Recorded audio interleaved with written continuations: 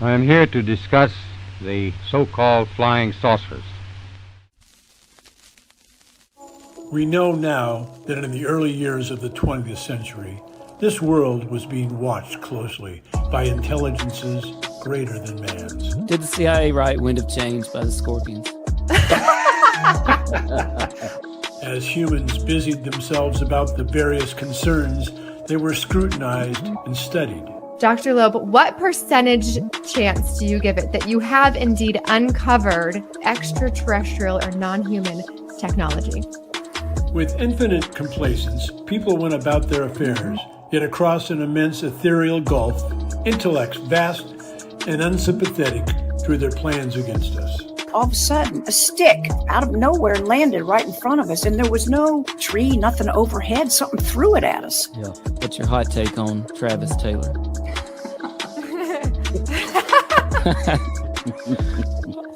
I've got an exclusive for you guys if you want it about the Alaska. We do. Okay. Dr. Taylor was revealed to be the chief scientist of the UAP task force with the Pentagon. All Things Unexplained. So some of that, I think, sir, we'll save for closed session.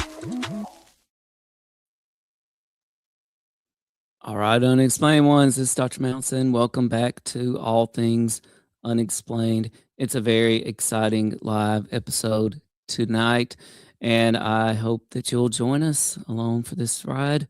I want to say shout out to my friend JP from UFO Twitter. Said hi, Tim. JP here. If you have questions for our guest tonight, remember to put them in all caps.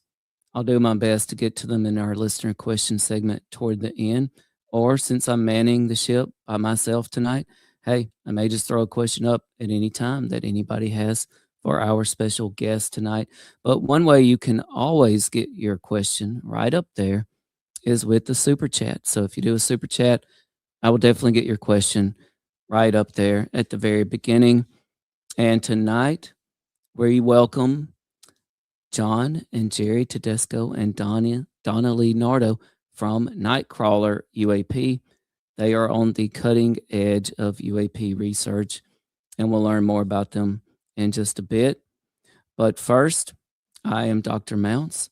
Make sure to check me out on MrBeast on YouTube if you haven't already. Here I am in 2,000 people fight for $5 million. This is on MrBeast, and there I am trying to get one of the infamous briefcases. You can just see my head there in this little clip. And we're excited that our own Larry, who does our intros and outros, he himself is now in the MrBeast universe. He is number 76 on ages 1 to 100 race for $250,000. And here comes Larry, number 76, trying to eliminate a poor 98-year-old man in dodgeball. He missed him with the first throw, but he smacked him with the second throw. So way to go, Larry.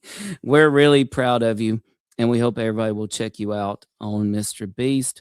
If you want to support the show, remember the best way you can do that is by hitting that subscribe button and commenting on this video. Plus, that will enter you into our giveaways, which we'll talk a little bit more about those at the end of the show. But for now, we're going to turn it over to number 76. No, we've already had Larry. We're going to turn it over to CJ for a quick commercial. When we come back, we'll be joined by John and Jerry Tedesco and Donna Lee Nardo from Nightcrawler UAP. Can't wait to chat with them. But first, here's a little quick commercial break. All Things Unexplained is free to watch on YouTube and listen to wherever you get your podcasts. If you would like to support our show, you can visit our YouTube store. Additionally, you can find us on Venmo under All Things Unexplained. Be sure to check out our website, allthingsunexplained.com. All proceeds from the sales of Dr. Mounce's books on Amazon and Audible also go straight to our show.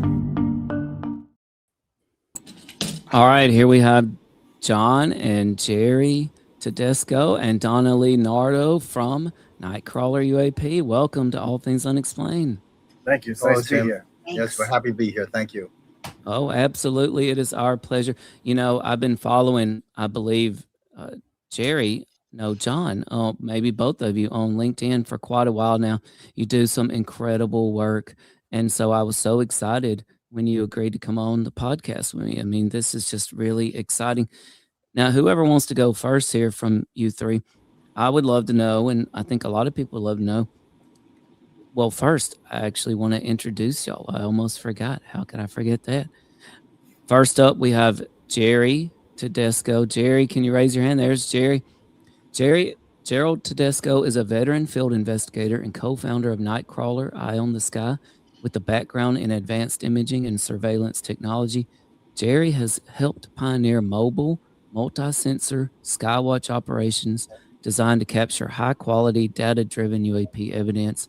His work focuses on documenting anomalies with disciplined methodology rather than speculation. And John Tedesco, his brother, also joins us. John is also a co-founder of Nightcrawler Eye on the Sky and a lead technical operator behind the team's mobile surveillance platform. Specializing in camera systems, tracking optics, and field deployment logistics, John plays a critical role in configuring and maintaining the Nightcrawler vehicle's advanced detection equipment. His approach emphasizes verification, control testing, and eliminating conventional explanations. We're also very pleased to have with us Donna Lee Nardo. Donna is a key researcher and operations coordinator with Nightcrawler Eye on the Sky. She contributes to case documentation, analysis, and public outreach, helping translate complex technical findings into accessible information for the public. Donna's work supports the team's mission to approach the UAP phenomenon with rigor, transparency, and responsible investigation. Welcome to All Things Unexplained, Jerry, John, and Donna. I want to give a quick shout out to some folks in the chat. Say hello if you're joining us from around the world. We got folks from all around the world saying hi already to everybody. Diesel Saul says, what's up, y'all? Diesel here from Aurora, Colorado, 5 minutes from Buckley Air Force. No, Buckley Space Force and Orb Space. Pretty cool. Thanks for joining us. We got Christina Cochran, who loves conspiracy theories, I think. I don't know what the Chester conspiracy is. Oh, I do know. I thought it had something to do with something else, but thanks for joining us, Christina. John and Jerry, let's start with y'all. How exactly did Nightcrawler UAP get started? It's a long story. Yeah, it's a long story. Yeah. Well, we've been interested in UAPs and exotic phenomena, paranormal phenomena since we were kids. We were very much into sci-fi and big Star Trek fans and Irwin Allen sci-fi series and all those kinds of things. And we took a break from that, of course, as we got older, and we both entered the engineering field and the sciences. We returned to it when the ODNI report was released by the government, mentioning the pilots encountering UAP off the coast. At that time, we were actually in the process of building a surveillance vehicle. We wanted to do our own research in Wi-Fi communications and the possible links to cancer cluster cases on Long Island. The other thing is we were interested in exotic phenomena such as ball lightning, dark lightning, high potential lightning, that kind of thing. So we wanted a mobile laboratory to be able to do that and collect some data and maybe publish a paper on it or a book. When we heard about the ODNI report and, of course, our childhood interest, we jumped into that, and it didn't take much more to add these other pieces of equipment to the Nightcrawler to get it to where it needed to be to have a full sensor platform. Right. I just want to shed a little more light on as far as what Gerald was mentioning before, is when we had started out these what we were trying to do is map out these cancer clusters and try to see if there was possibly some kind of a cause for that, the electromagnetic effect, or in European terms, they call it electrosmog. And what we wanted to do was go from coast to coast, one end of the island to the other, and actually do a survey, an electromagnetic mapping or a survey of the island to see where the hotspots were and see if that correlated to these clusters. But that was our first forte into it. We had built a mobile laboratory at that time to do that with the right spectrum analyzers and that sort of thing. And we realized that that there was a lot of other things that we could do as well. And one of them was of course the UFO or UAP research, which we had connected ourselves with at that time with the Galileo Project under the direction of Dr. Avi Loeb. And we're affiliates with them, still are. We still work with them from time to time. But we've gone out on our own and done our own research on a mobile platform rather than something that they have is more stationary, a permanent platform in Harvard and several other locations. Oh, yeah, we've been pleased to have Avi on the show several times. I mean, we love some Avi Loeb. He's doing great work for sure. Shout out to my friend from Australia, Marie. Marie, thanks for joining us all the way from the land down under. So, Donna, what about you? What is your UAP origin story? Having experienced seeing things that were unusual on and off my whole life, and then knowing these two, when the three of us would get together, mostly in our young adult years, we would always gravitate towards talking about everything science, but especially everything, UFO then, now UAP. And we always used to end up talking about UFOs, UAPs, and other similar topics.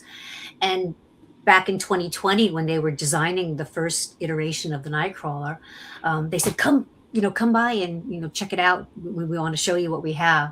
And I was amazed because although it was just the beginning of what was to be the first Nightcrawler, and they were purposing all the sensors and the radar to do cancer cluster research and that sort of thing. I just thought it was amazing. And they were showing me radar readouts, things they saw in the sky that they said were anomalies. That was before Avi Loeb made his call about putting the Galileo project in operation. And so they were already building the Nightcrawler laboratory platform.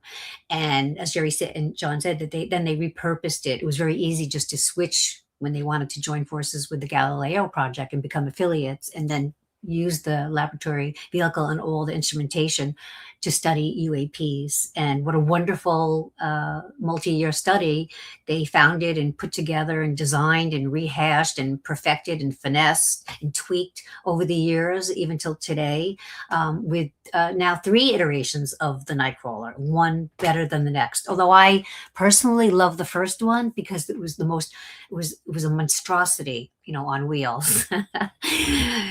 Not that this is not impressive, because they've all been impressive. And is this the latest one that we're looking at? Yes, that's the latest one. The latest, yep. And I just want to ask, John and Jerry asked me to come aboard knowing that I had an interest, and something that endeared me more to John. If I wasn't already endeared to him prior, I would have been endeared to him at that very moment. He said, this is back in 2022, when we went out for the first field study. John and Jerry had gone for a few field studies. I had COVID. When I got over COVID, they were like, come out with us. And so I did. And John gave me one of the best compliments of my whole career. And this is what endeared me even more to him. He said, "You have the mind for this." And he was so happy that I was there. And I was so happy that I was there. And that was early on. And, it just went on from there, all of the different anomalies we saw in the sky. And John and Jerry recorded on their instrumentation. And it's been a whirlwind, really, since then. A lot of good discoveries. No one can pin down exactly, but these things are in process. Yeah, and Donna's been with us since the beginning. Since the beginning, yeah. And it's been a great, interesting journey. Mm-hmm. And I believe I put up your latest platform. What do you call this version here? This is the 3rd iteration of the mobile platform. It's a Class A mobile laboratory. It's actually a mobile home, Class A mobile home, and it's been retrofitted with the latest technology, spectrum analyzers, and we got radar. We got 3 different types of radars on it, all active radars. We have hyperspectral, multispectral camera systems, and a lot of instrumentation dealing with magnetometers, basically measure physical forces out there, electromagnetic activity. Each piece of equipment is layered in a way that it covers a certain bandwidth, so nothing overlaps. Each one is covering a specific bandwidth of frequencies within that spectrum. So we're looking at everything. We're looking at, from radio waves on up to, ionizing radiation. And that includes visible light, UV light, infrared, and so on. I should also mention that this vehicle is pretty unique. There's only a few of them made in the United States that are like this one. This is more like an expeditionary vehicle, and it's also has 4-wheel drive, which is a unique feature. Oh, yeah. That probably comes in handy sometimes. Well, I want to ask you, at what point did you decide, or maybe you've always been like this, but when did you decide to do mobile UAP surveillance versus, say, a stationary setup? Well, we wanted to have access to any area where if there was something, if there was a hotspot, we want an operation where we can move the entire thing, without having a fixed platform where the equipment was it would take a long time once you establish that. To break that down and move it would be very difficult. Right, and this started out with a study to do cancer clusters, so we needed a mobile platform basically to get around the island, different areas, and utilize that equipment to make these measurements. The transition from that to UAPs wasn't extreme, although we had to, of course, elaborate on our camera systems and that sort of thing. Mm-hmm. Right. Well, and so are there any, do you ever work with any stationary setups, like in conjunction or special projects, or are there any disadvantages sometimes to not having a stationary setup that you also have with it? We haven't found that so far. No. I mean, anything that we were using, especially with the kind of work that we've been doing so far, we had to have a mobile approach. I mean, there wasn't anything that we could put up there stationary. Although, we do have other things going on where we have, specific equipment that can be deployed somewhere and monitor the environment on its own without being moved, and that can be placed in an area for a month or a year or whatnot. Yeah, it could be fixed. Yeah, right. And so, guys, when you first got started, I mean, was there ever any skepticism in your mind? Like, is this really going to work? Is it going to be effective? And if those doubts creeped in, and for Donna too, what was your moment that just changed your mind that this, this is really going to be effective? We took a very agnostic approach to it. We weren't, we didn't get our hopes up. Yeah.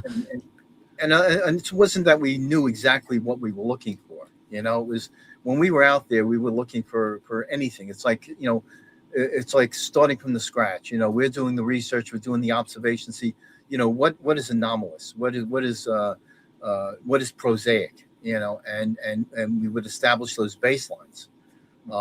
But like Gerald says, it was an agnostic approach. We didn't want to assume it was flying saucers or it was Tic Tacs or it was this or it was, we wanted to observe the environment to see exactly what we were dealing with. Now, from my perspective, the first night that I went out with John and Jerry, which was, I think, officially the third field study overall for the whole Nightcrawler project. As soon as I put on, I have a night vision camera. I've always had a night vision camera. I used it once when I lost a pet to find them in the woods, but I never applied it in the way that John and Jerry applied the IR and other cameras. So that first field study with John and Jerry, I was convinced that something was going on, because as soon as Jerry gave me his IR goggles, it wasn't even dark out yet, and I saw things in the sky that I would take the goggles off, not there, put the goggles on there, and I was like, wait a minute, this is not like a plane or a helicopter that is way in the distance, and so if I put on Jerry's goggles, I'm seeing. No, it wasn't that at all. I saw some anomalies that very first night, and I was intrigued. It just piqued my interest level, and I think that's how it was for all of us. It was a lot of hard work, but we had so many interesting discoveries and interesting events that happened throughout, scattered throughout some of the dull moments, that it really just kept propelling all of our interest and enthusiasm going forward. But it was an eye-opener for me from the get-go. The first field study was amazing. Oh, absolutely. John, Jerry, did you have a follow-up to that, what Donna was saying? Yeah, it was. We found it very eye-opening. I mean, we found quite a few surprises, and realized that there is things out there that aren't prosaic. Yeah, and some of it was unexpected. I mean, then of course there's the confusion factor. We live next to several airports, so you do have a lot of air traffic out there during certain times of the night, of course during the day and that sort of thing. So we were very careful to screen, what is prosaic, what is the normal air traffic, the normal air traffic patterns, and isolate that from anything else that we were seeing. A lot of what we recorded was in the early morning hours during our observations. It's where the air traffic seemed to slow down. Generally after 12, other than freight traffic and that sort of thing. There's a lull with vehicles out there, and what we were able to determine is that there are objects with no corresponding data tracks, such as ADSB. There is marine traffic, the same thing. We use Mara apps. We'll look at boating traffic back and forth and try to correlate things that we were seeing, stuff that was being seen on radar, and not every time could we find, a place for that particular observation. If it was a ship, sometimes it would line up. Other times there would be no shipping traffic out there, and no reason for it, no reason for the target. Same thing with with flight traffic as well. And John and Jerry put many, many hours into really getting down to the dirty on what the signatures of a regular jet is. And they're both very knowledgeable in this field. Jerry works in this field.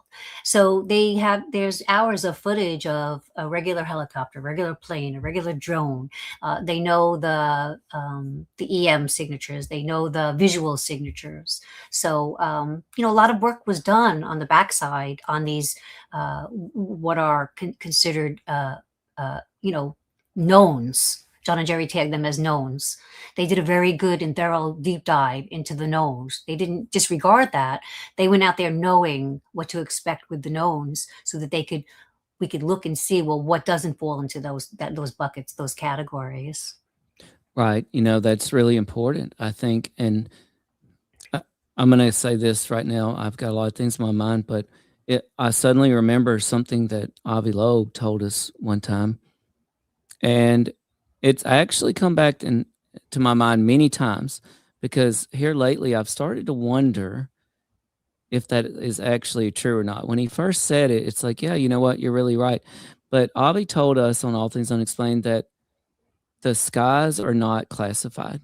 And so he's not going to count on the government, for example, for disclosure. He's not going to count on the military to tell him what's up there and what to think. And so I think a big credit to all of you with Nightcrawler UAP for simply getting out there and collecting data and looking up at the sky. But I would actually love to know, John and Jerry, after you've been doing this for quite a while, I mean, is that statement still 100% accurate? The skies are not classified? A little bit more. If there is something interesting in the skies and it is recorded, that particular data point, there are folks out there that are very tight-lipped about stuff like that, and of course it raises suspicions and sometimes investigations and that sort of thing.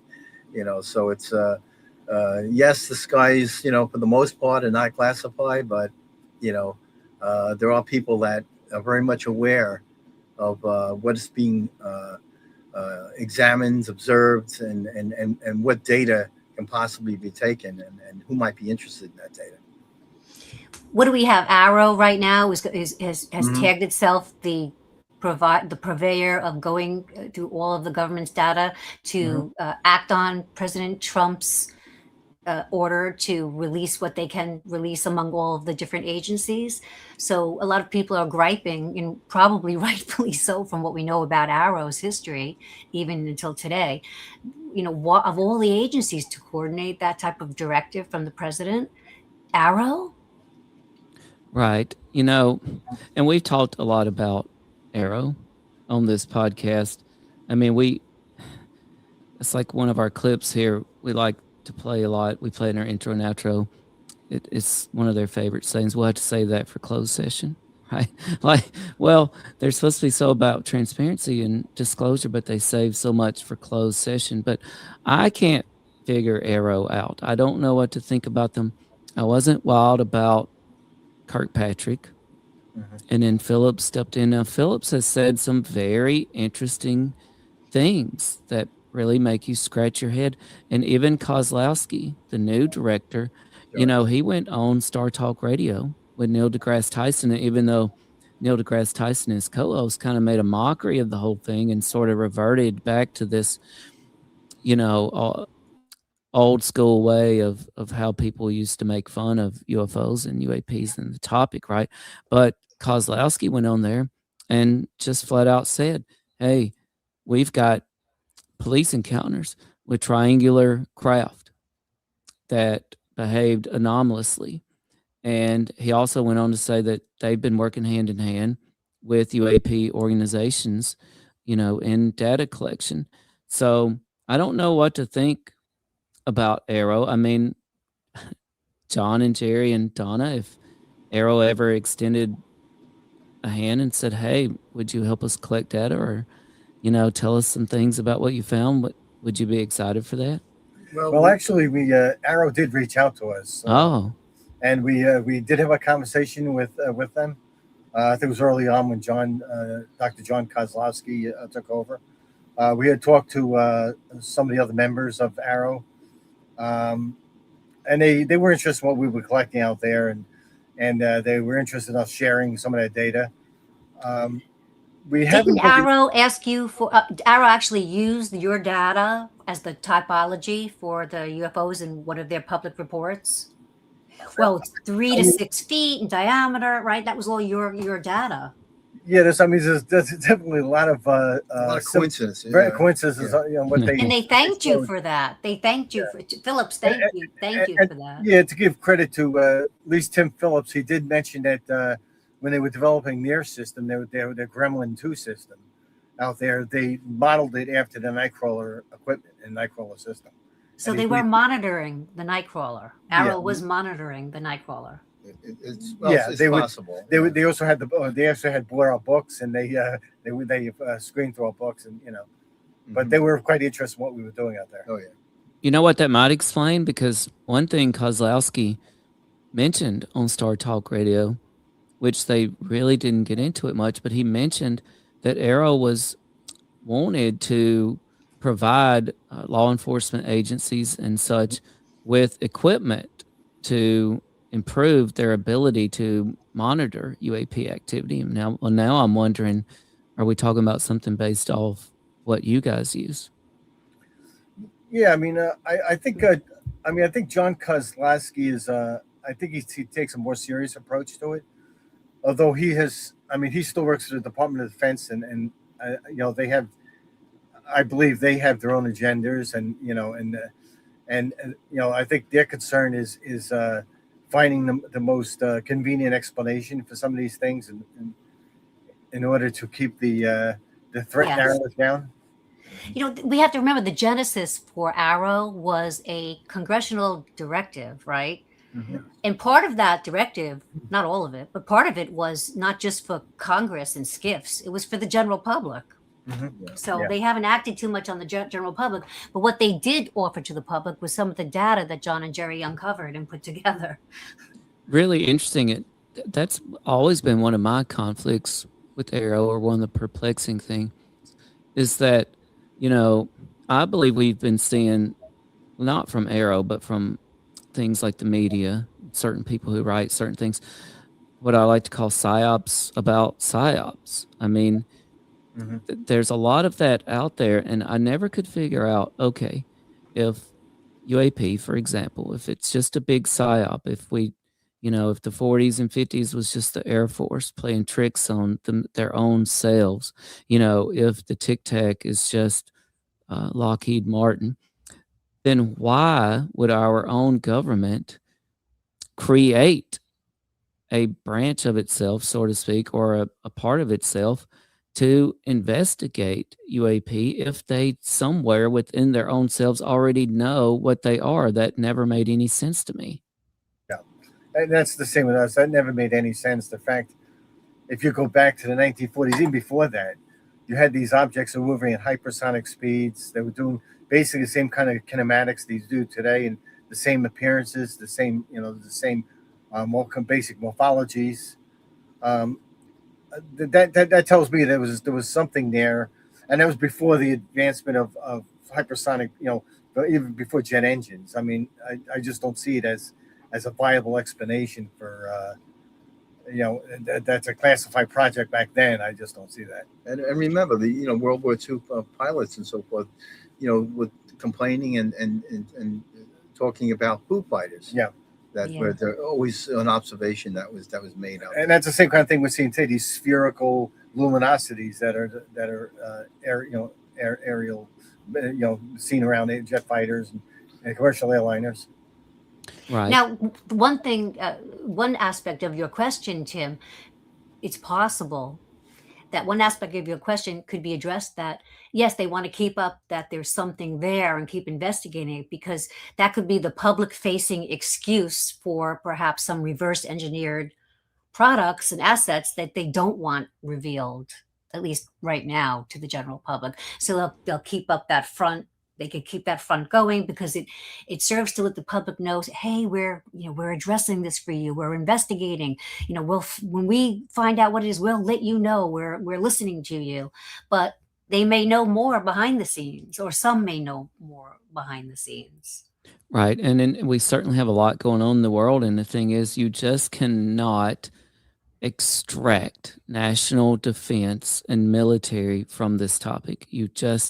I don't think you can anyway. I mean, certainly you can focus in, but if you are getting to the truth of something involving UAP, then you certainly are stepping over the toes what would be of extreme interest to our own national defense, to the military, to other militaries, to our adversaries. So it's so hard to differentiate all those things.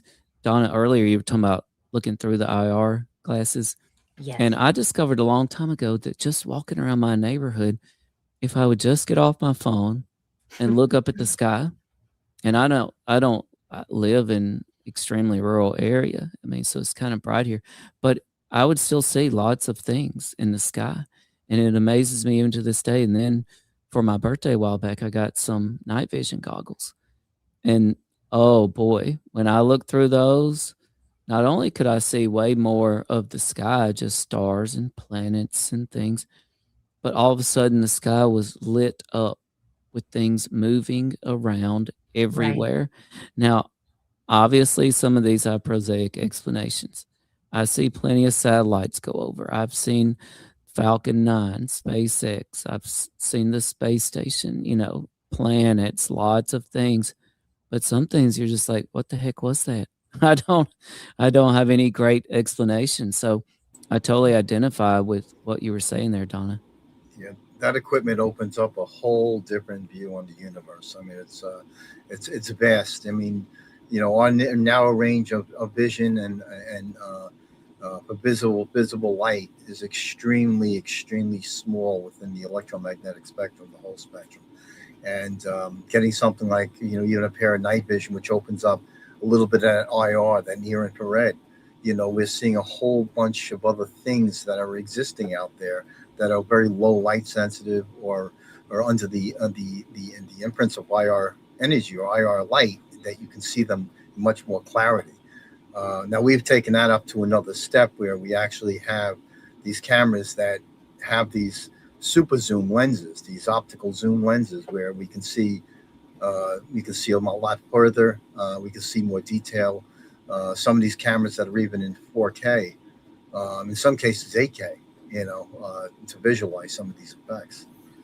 Yeah, I make my analogy is if you have a fish tank and the light's off on a fish tank, you don't see anything until you switch that light on, and you see all the marine life in the tank. Yeah. So that's definitely our light, our source. Yeah. Yeah, I like that. I like that a lot. And you guys one of you mentioned ball lightning earlier, and that made me think about. I'm in Central North Carolina, in Chapel Hill, North Carolina, and so I'm about 2 hours from the mountains, 2 hours from the beach, and we have a phenomenon here in the mountains, and they call it the Brown Mountain Lights. I don't know. Oh, yes. Yeah. It's in the book. I believe it's mentioned in the book, the Nightcrawler book. There's a section on some of these exotic lights that have been seen across the world. Yeah. Well, very interesting. Well, I wondered, John and Jerry, Donna, have you ever experienced or come to any conclusions about any, like, say, localized phenomenon around where you're at? Some of the things we're seeing are very similar to what people see, the Brown Mountain Lights or the Marfa Lights in Texas or Min Lights in Australia. Arizona has them. Yeah, I mean they're all over the world. They see these same kind of luminosities that do some bizarre things, bizarre kinematics in flight, appear and disappear.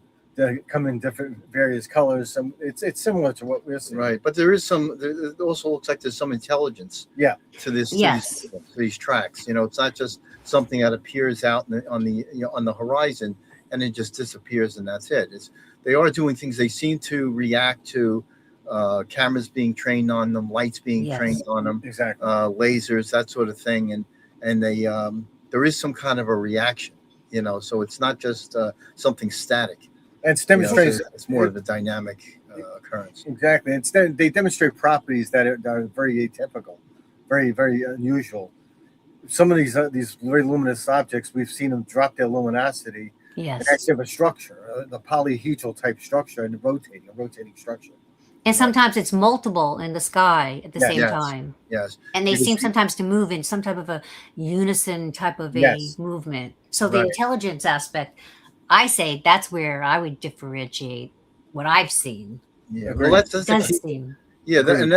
good point that Donna makes too. Is that we've seen multiple objects out there that seem to have synchronized rotation. Yes. So it's not an individual thing that we're seeing. There's some kind of almost like some kind of communication going on between them. There appears to be some kind of networking. Yeah. They follow these patterns together in synchronized patterns. Oh, very interesting. It made me want to ask each of you. It seemed like you hinted at this, maybe, but do you ever get the sense that any of the phenomenon you're experiencing or witnessing, that it is having a reaction to your intention or attention as the observer?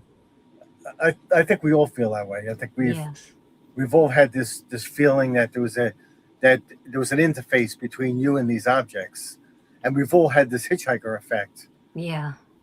Donna could tell you about her incident. John has this incident. I have one. We had another researcher named Carl Musamichi. He had one. Yeah. I mean, even John taking the laser, his very strong laser sometimes, and shining the laser at various orbs or orb structures that we witnessed. Well, I am increase or decrease in luminosity. Sometimes they flip off. I just want to say one thing too. When Donna's talking about lasers too, we're talking about infrared. A lot of infrared lasers. Yes. Right. Yes. So that's not something it's visualized and we're aiming at an airplane or we're no. We don't want to advise against. We don't want to blind the pilot. No. But then it's like when we've aimed these intense emitters at them, is they would change their luminosity or change their flash height. They would also try to avoid it in some cases. Yes. Oh, that's interesting. Well, I did notice this thing about the hitchhiker effect, which I've been fascinated with for quite a while in the notes that y'all sent me from Nightcrawler UAP.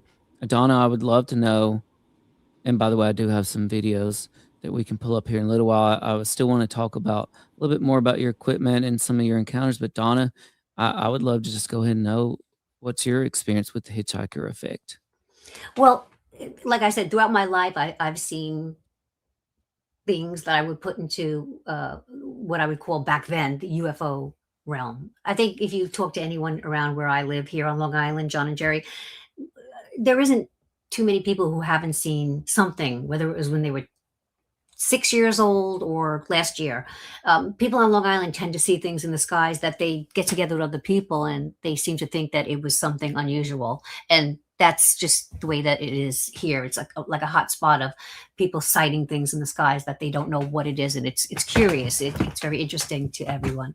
But when I was with John and Jerry, I didn't know what the hitchhiker effect was. I had never heard of that phrase, but I learned what the hitchhiker effect was after I had a few I was reading and I was researching, and when John and Jerry and I would be on our field studies, I'd learn a little bit more, and so I came to realize what the hitchhiker effect was. And I had a hitchhiker effect, and the most startling one, there was a few others, but the one that we put in the book, and the one that I'll always remember, and maybe I could make it happen again if I think about it, because I do let other things happen when I think about it. But I was right here in the room that I'm in right now, and John, Jerry, and I we'd had a very, very long session at the beach. I mean, like from say 7 at night to 7 the next day. So we were all exhausted. I was exhausted. So by the time I was able to really go to sleep, I was just so exhausted. And it was very, very late at night too. And I was just so exhausted. But before I fell asleep, I felt something in the room. Just something that made me open my eyes. And when I opened my eyes, there was some light from a star outside, a planet outside. I had left, my blinds open. So the room wasn't entirely dark, but I just felt something. And when I opened my eyes, I felt like whatever this was wanted me to do that. So I opened my eyes and I saw a very low luminosity, but definite orb-shaped ball. And it was I was on that side of this room, and I saw it over there. There's a door, and I saw it kind of waltz slowly across, and I noticed it, and I watched it, and I knew, this happened very, very quickly. It sounded like it was a long time. It just happened very, very quickly. My thought processes were very, very quick, but I was thinking, wow, this is really, really special. I'm having another special moment. And I wasn't fearful. I was actually very excited, and I was so afraid that if I said anything out loud that it would go away, because it was already very light. But what I did was I ended up talking to it, and mostly telepathically, not doing that deliberately, but just not wanting to say anything out loud. And I said something to the effect, I don't remember the exact words, but I was like, I hope that, you'll come back again. I hope, I want to know, what you are. And it was very, very quick. And after I said that, it kind of almost disappeared, and that was the end of it. Wow. And I attribute that to, because I was, every inch of my body was abuzz with the Nightcrawler work from, the 12 hours, a few hours before that, because when we would go out for many, many, many, many hours, unless we had a guest. We would be out there for a long time. And I know we were all dead tired by the time we got home the next morning. And sometimes we couldn't all go to bed right away. We have other duties to do, other tasks to do. And by the time we would go to bed, I think we probably all slept like babies, but we were exhausted. But we were also very much like our bodies were pulsing, the field studies and then the whole Nightcrawler, why we were out there. It was an exciting period. And, while you're in the midst of that, it doesn't go away. So even though I closed my eyes, wanting finally to get some rest, whatever this was didn't want me to for that brief moment that it made me open my eyes and then paid me a very brief visit of why I don't know. I don't know. Wow, that's incredible. Do you think that this was part of the phenomenon that you had encountered earlier that night? Or maybe that it was there and you were just unaware of it and it followed you? Well, I don't know about, I never gave thought to to the latter of what you said, but I did think it was related to the Nightcrawler work, because although I have seen many things throughout my life, I've never seen anything inside a structure with me. So now I'm surprised I wasn't alarmed, but just the nature of the things that I've encountered in my life, I'm not alarmed. And a lot of times I take these type of things for granted. I mean, there's a lot of people who know me very well who still don't know that happened, because they've heard so many stories throughout my lifetime, and it doesn't happen to them. And I always forget that some of the experiences I've had, and John, Jerry, and I, experiences we've had, it's easy to take it for granted that everyone could understand, that everyone could accept this, that everyone knows this.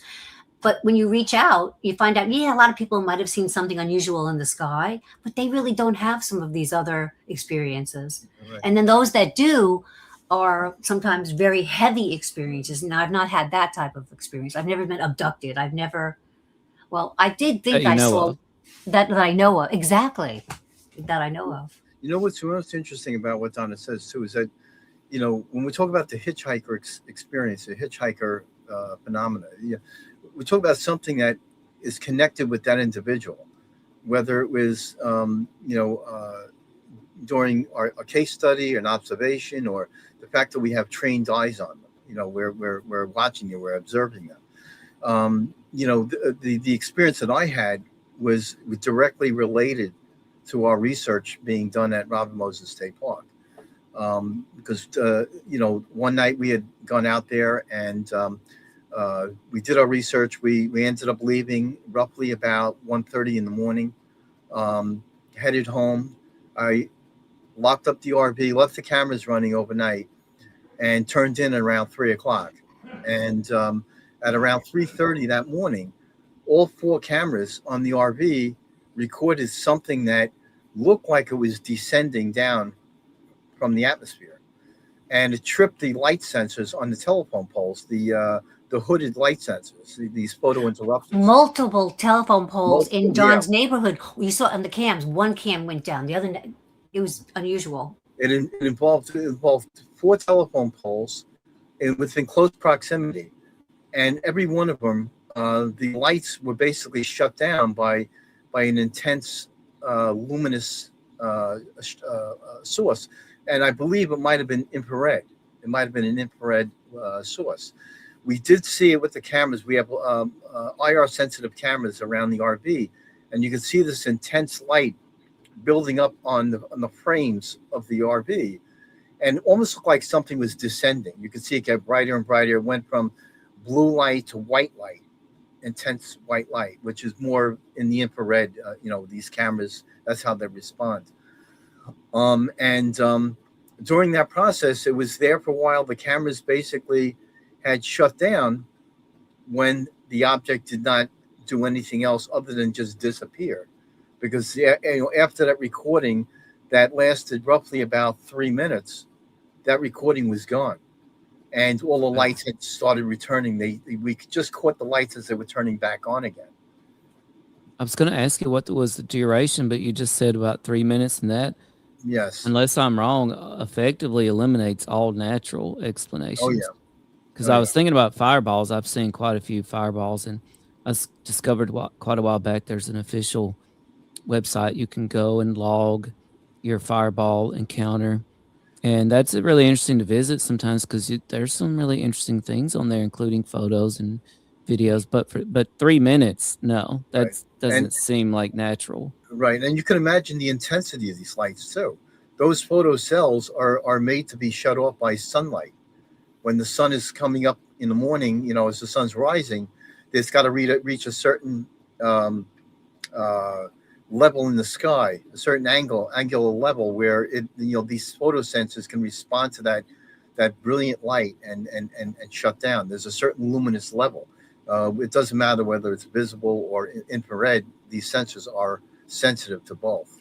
I should also mention that in the videos from the cameras that these cameras were recording, you could see electromagnetic interference. Yes. Yeah. I might actually have a video of this. Let me see. Black daytime fire. Maybe. I don't know if I have the exact name of it. I don't think that came with the video, but something that interests me about this is what Donna was saying. Donna, it doesn't seem like this was a negative event for you. The Not hitchhiker not at effect all. often is associated with something malevolent or disturbing or negative.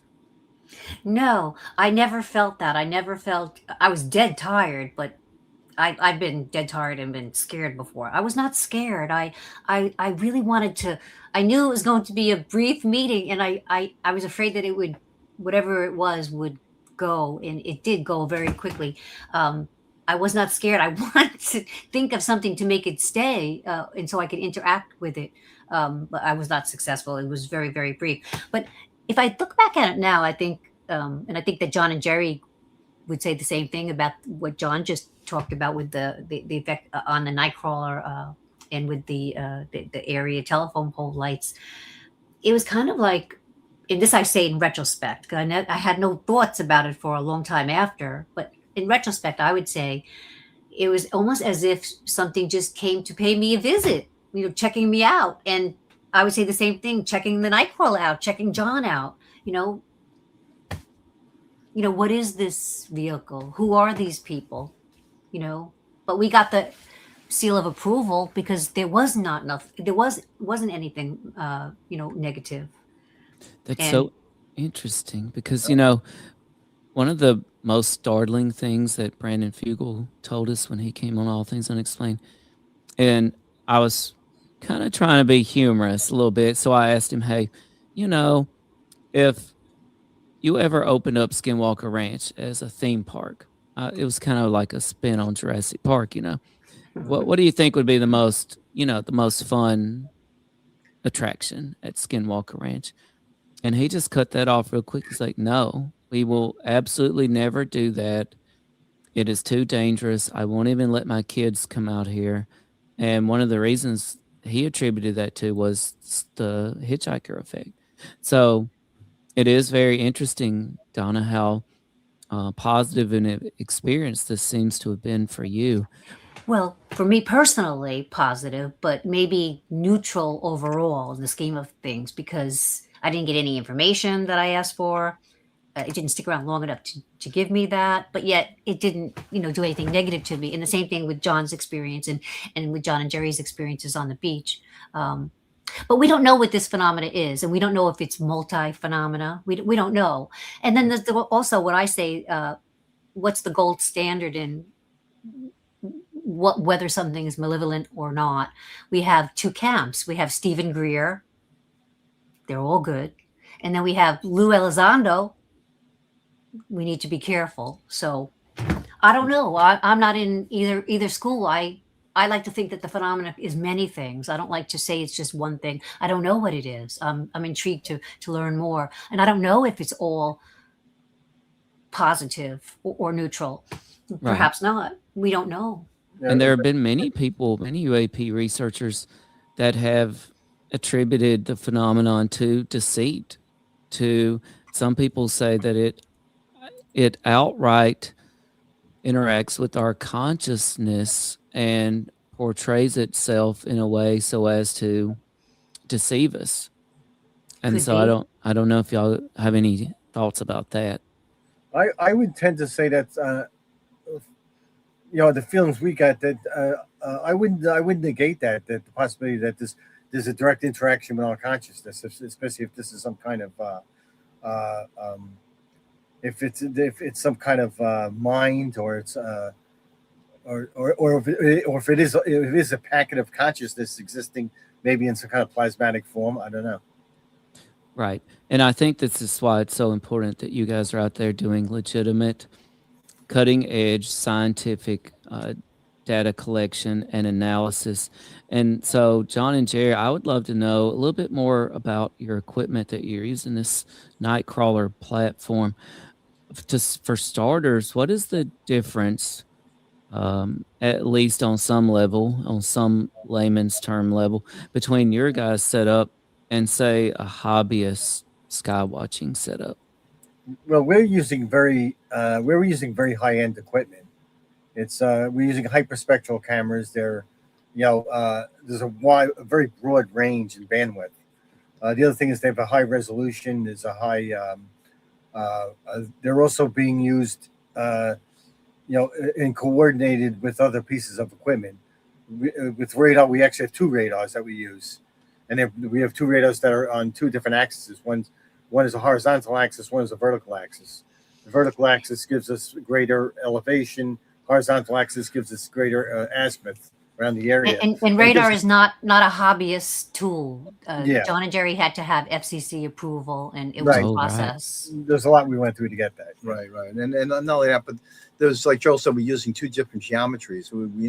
We have one radar that's in a vertical framework where we want to look straight up in the atmosphere. Mm-hmm. We want a distance of roughly about 8 miles in front of us with a 4-mile swath. But that 4-mile swath, we can detect something that's 80,000 feet up. Mm-hmm. That's crossing our path, because we want that. We want to look at that. That cross-sectional view. And that's not something you can get with just a typical marine-based radar that's scanning in one direction.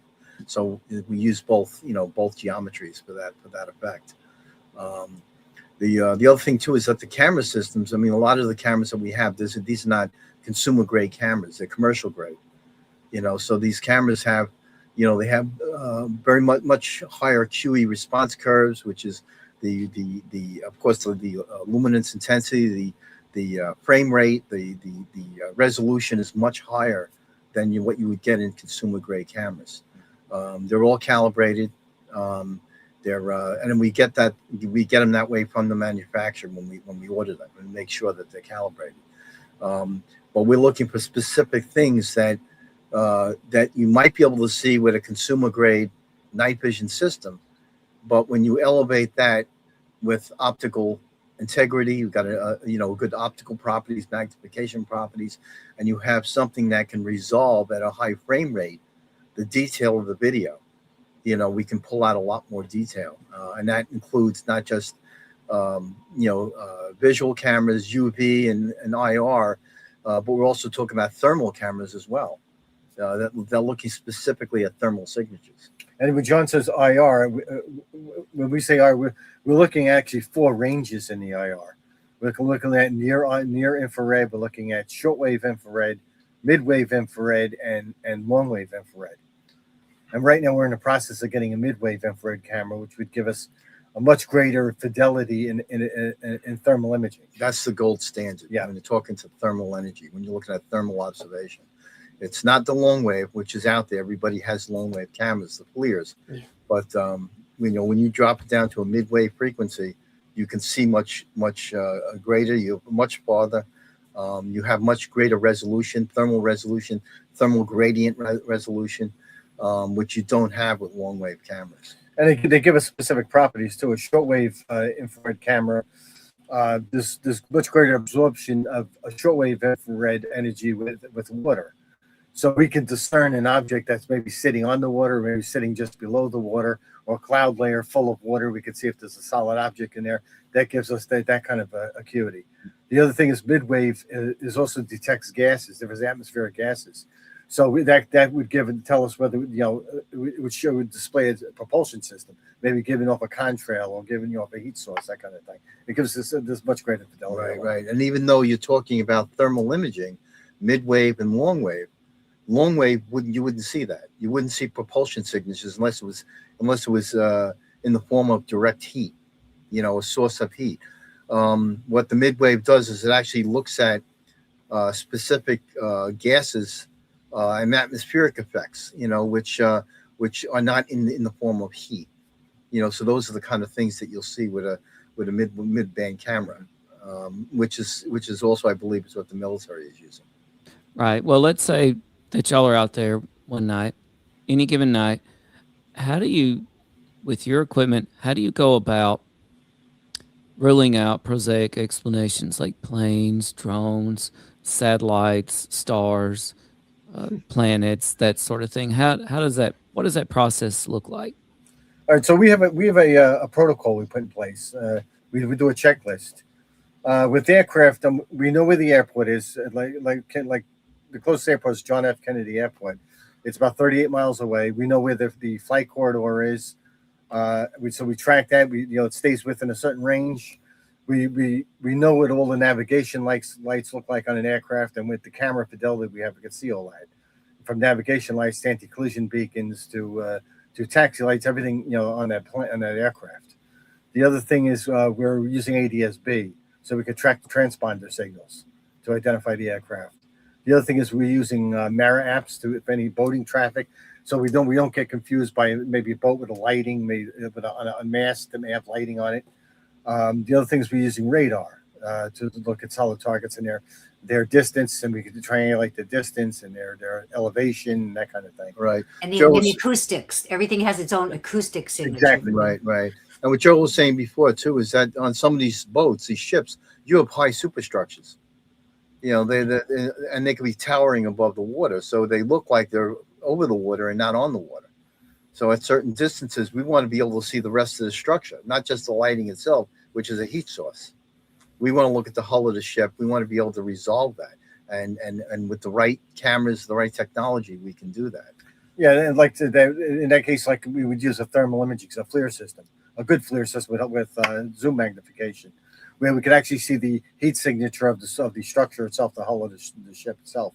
The other things we're using radar, we're using MARAP, so we can track the shipping traffic that's in the area. Right, and we can track that shipping traffic out as far as 40 miles. Mm-hmm. So we can know exactly what's going on off the shore. We can also track, of course, air traffic within a certain distance. With both radar systems, so we can keep our eyes on that. We also use apps for cloud-based altitude. We're looking at the cloud-based altitude. So, we have a cloud layer sitting at around 5,000 feet. Certainly something that if you have a dense cloud layer, you have something that's an aircraft that's at 10,000 feet. You're probably not going to be seeing it through the clouds. We'll be looking at that air traffic below that cloud layer, and then try to look for that particular signature on ADS-B to see if there is something there. Well, that's the other thing. If we know the cloud base is 5,000 feet, we see an object under the cloud base, we know it's a lot lower than 5,000 feet. Right, and we're also using very light-sensitive cameras. With the IR, Joe was talking about the IR and the near-infrared, the shortwave infrared. This is what they call SWIRE. And we're also looking at those thermal signatures, too, with an optical lens. So we can zoom in with that particular thermal camera, and we can see that fuselage. We can see the whole plane. We can see the wing structure and everything, even at 28,000 feet. Yeah, of course, the configuration where the engines are, we'll know what the engines are. We'll see the contrail, we'll see the heated area where the contrail's coming out, and we'll see the actual shape of the plane. Yeah, so differentiating between prosaic air traffic and something else that might be contrary to that, with the equipment that we have, the apps that we're using, we can generally do a pretty good recognition or an identification of what we're looking at. Everything is triage. And I have to say, I just think this is important, that John and Jerry layered all of this info, all these levels of and types of analysis in from the very beginning. It was part of the foundational plan. There were some, but there were very few in the scheme of things, lessons learned down the road. Yeah, there were tweaks made, but they kind of thought of everything. What impresses me the most, I'm not an engineer, of course they both are, but I'm pretty savvy in my own way. And I was impressed with how they were from the get-go and how they just kept building on that and how they kind of like pre-configured, thought of everything in advance. It was really a well-run and well-executed plan. It was a huge learning experience, though. and Donna was instrumental in also doing a lot of those tracking, like says, tracking shipping traffic, tracking ADS-B. She would be doing a lot of that. Yes, and it was fun to do that for the team. Now, John, he had a lot to do with buying cameras, buying lens, but he didn't use them out of the box. Then he would take his engineering know-how and prowess, and he would finagle it in a way. And, I'd go to the next field study, and he had a brand new goodie, a brand new asset to deploy. And I'm like, what is that? Something on this big DeWalt heavy-duty tripod. And I was like, wow, what the hell is that, And it was something he had gotten out of the box, very expensive, what was needed, but he took it to the next level and purposed it for what was needed on the beach. And that's like something, speaking of tripods, we always get asked that a lot, almost on every podcast, someone in the audience, and it's a good question. well, we see some of your videos and, they're moving around. Use tripods. Well, we used a lot of tripods. John and Jerry had a lot of tripods, heavy duty, less, heavy duty. But on the beach, in some of the weather that we were in polar vortex weather. We were in almost near blizzards. We were in where it was so hot, the equipment outside was sweating profusely. And the waves and the winds were incredible. And I just, even though we had tripods, a lot of it also was on the go. We take cameras and go on the beach. But it was very hard to get something to stay still, even on a tripod. We had many things blow over, even though we had secured them. It's very rough on the beach. At least where we were on the Atlantic Ocean. It's open. It's an open waterway. There's not too much landmass to block any wave action. So we had some incredible weather. It was fun, but it was it was challenging sometimes. But another aspect of that is we'd want to take the cameras. We had the stationary cameras that John and Jerry designed, but we also would take out handheld cameras and run to the beach. And you need to be able to be free to do that, just like you want. John and Jerry addressed why the mobile platform. You want to have mobile instruments also to, supplement some of the fixed, because sometimes you get things on the fly, just like with anything else. If you're photographing birds, you don't want to be stuck like in this area. You want to be able to have something fixed, but also something that you could, follow the bird or check over here. And so that's something that we hear a lot, and I'm glad to be able to address it head on. And I don't know any other UFO or UAP researcher that has videos that are like, they all move.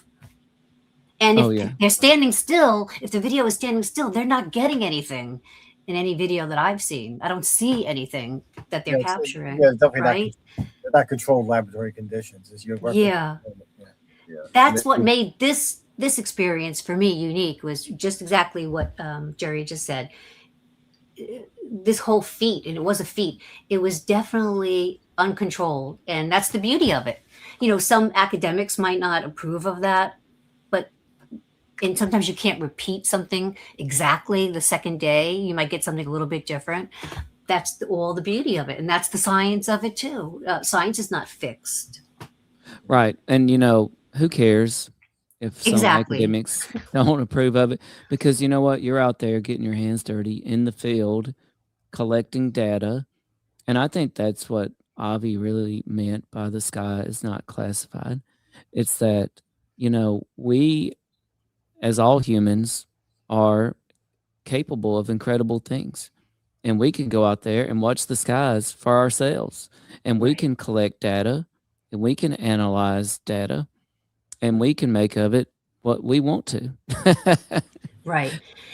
And in the engineering sciences, things are done sometimes on the fly. It's doesn't have to be reproduced necessarily in a laboratory setting, nor should it be in all cases. And this, I think my experience now shows me that for ufology, you can't do it inside a box. Mm-hmm. You are missing so much when you do that. You're just seeing one facet of a jewel, and jewels have many facets. So that's what I would say. And one thing I'm really fascinated by are patterns, and I would love to know: have y'all picked up on any patterns from? You definitely have a tremendous amount of data. So in terms of time, altitude, movement, location, color, shape. Mm-hmm. Yeah. So there's quite a few patterns that we've seen over this 4 year process, almost 5 years. Is that there's a uniqueness to the object itself. If you can see it visually. And that's with your eyes. If you can see it visually, what you see is a kaleidoscope appearance most of the time. And this kaleidoscope, if you look deeper at the changes as this thing is rotating, it's changing color from blues, deep blues, to red, to orange, to green, white light. It's showing this kaleidoscope of color, and it looks like I mean, it's just the scintillation you see with stars and stuff like that, which, distant stars, pinpoint of lights. Yeah, you can see that because of gravitational effects out there. But when an object is in our atmosphere and it's as big as the observations that of someone that we've been making, there is no reason in the world we should have chromatic displays, such vivid chromatic displays, unless there's something else going on there. The refraction and bending of light under some kind of gravitational lensing. And that's, like I said, we've seen other witness videos, and of course compared it to our own, and of course the Jersey drones, the mystery drones that people have been posting videos about. We've seen a lot of those also that have this chromatic, very vivid chromatic light display. And that might be a first giveaway with some of these orbs, is that that's not a star. That's not, it's not an aircraft of any kind. It's something that's very unique. We've also have, we have thermal signatures, or the absence of thermal signatures in many cases. And also with the temperatures of the objects themselves. We've observed objects that you could see in the near infrared, shortwave infrared, but you can't see them in the long wave. No thermal signature. They seem to match the environment at times. So that's a unique data point.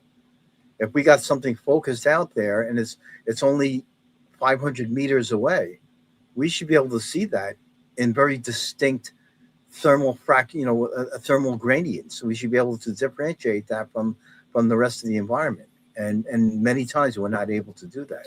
And we've actually seen them drift into different spectral ranges, right? Spectral frequencies, where they'll leave the visible range, but when some of the other cameras, the IR, like the different depths of the IR cameras, will pick it up as it changes, as it disappears from the visible range. So we see this what appears to be some kind of signature management to stay hidden. And I'm thinking about mechanical or technological things, human-made. Jerry, so far as we know, are there any explanations for anything we know of that would do what you're describing in terms of appearing on one sensor but not on another? No, nothing that matches up to what we have prosaically. Unless you have some bizarre classified project. Right. And we're not aware of any technologies out there. I mean, it's we don't have those. Gerald has a higher clearance than I do as far as security, but there's nothing that we're aware of that can produce these effects unless it goes along the lines of reverse engineering or something along. But then there's a problem with that, because you wouldn't be testing this out in an area where there is commercial flights. It would be too close to an airport. You just wouldn't be testing it out there. And then why would you test it all hours of the night? It doesn't make sense. Right. I also still believe that you would not test it, and this is my personal opinion, but it's not just my opinion, it's been the opinion of many others too, that you would also not test it unbeknownst to our military. I still don't believe, I also think that's illegal. And another reason why I've never bought into that theory, because, okay, then something illegal has happened. And so there should be some follow-up. If our military is doing unknown interactions with other branches, for example, that they don't know about and putting people in harm's way, well, that's unethical and illegal. So I just can't imagine that's going on. I'm always been intrigued by some of these briefings where they redact and classify things like shape. Do y'all have any explanation or thoughts about that? That's an interesting thing. The shape is a big thing that's not something that's talked about, which is very interesting. I don't know. That's obviously there's a lot of shapes that are being described as far as what witnesses seeing and that sort of thing. It's I can tell you what we normally see is objects that are orb-like. We've recorded 2 objects that were in the form of a tic-tac.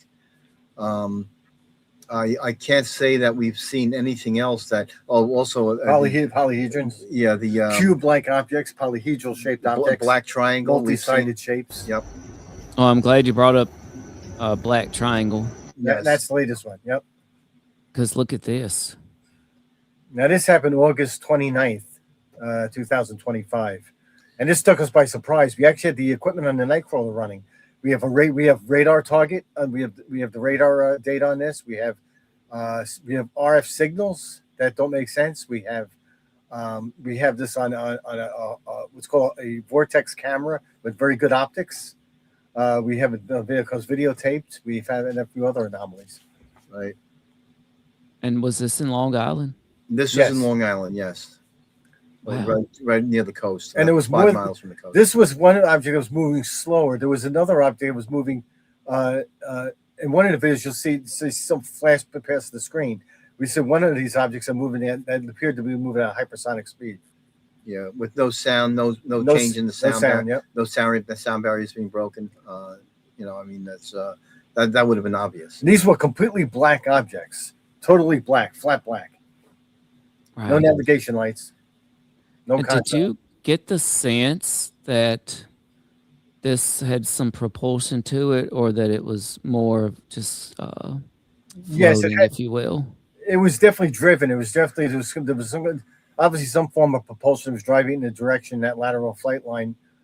We didn't see anything that matched a prosaic form of propulsion we would know about. Right, and the other thing is the object at that altitude, the altitude that we estimated to be, especially with the radar target, the radar information. The wind currents at that point were roughly about 5 miles per hour. Yeah, it was 5 to 14 miles per hour, the wind at that elevation. And this object was traveling about 220 miles per hour. Yeah, that's just one particular object. Exactly.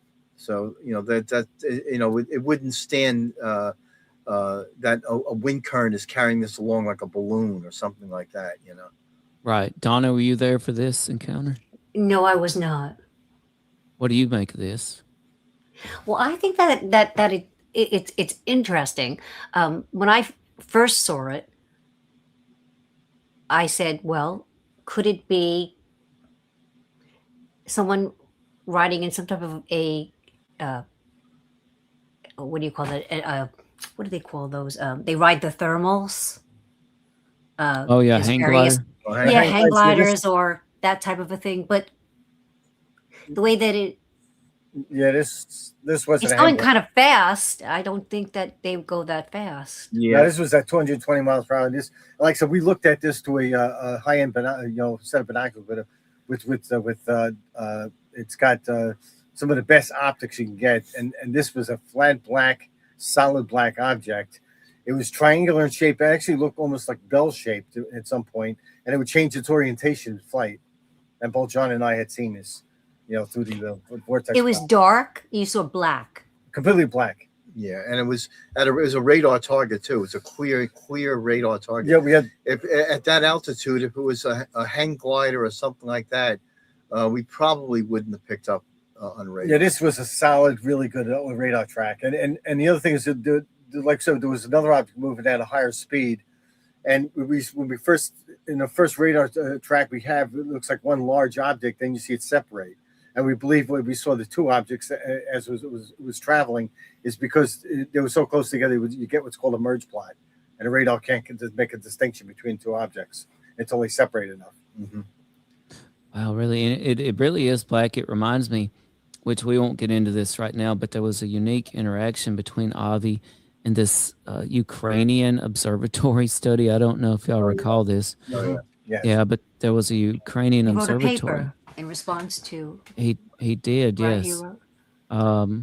But they had originally reported seeing objects that not only were solid black, but they seemed to literally be absorbing the light, yes, yep, around them. Exactly, and that's something that we've observed as well. Very. Objects will absorb light. They almost like a black body. Mm-hmm. Right. Now, sometimes I hear they're rectangles. In this case, it does look three-sided. It does. Sometimes yes. I hear they're rectangles, and I saw a rectangle, black. Mm-hmm. in the sky, and I thought that was very unusual. I did not know what that was. First, I thought it was a banner, but then I said, that's not a banner, it's black, but it was rectangle. It looked like a TV screen in the sky. It was and it's black. one of the shapes that are described. Right. It's these cube-like shapes, these rectangle type shapes. So, yeah. So do you think that was, are you sure that was a triangle and not a cube on an angle? No, it had a very complicated surface structure. We actually have an enhancement. We've enhanced the video, and you can see it had something that looked like a large bell-shaped nozzle on it, or appeared to be a nozzle. And then it had these, at the corners of it, it had these spherical radii on the corners. It was a very unusual shape. You know what it reminds? The shape looks like a badminton. What do you call that? Shuttlecock. Yes, a shuttlecock. Yes. Yes. Somebody was way off with their spikes. Let me tell you, just sail through the atmosphere. And that object you were shown before, the that white object that would seem to be trailing underneath the plane, that was the cylindroid we would talk about. Yes, the cylindroid. Right. Yeah. That was an early morning observation. Yeah, it passed this aircraft in the opposite direction. You'll see it underneath the aircraft. Yeah, the aircraft we were able to see on radar. We had ADS-B data on it.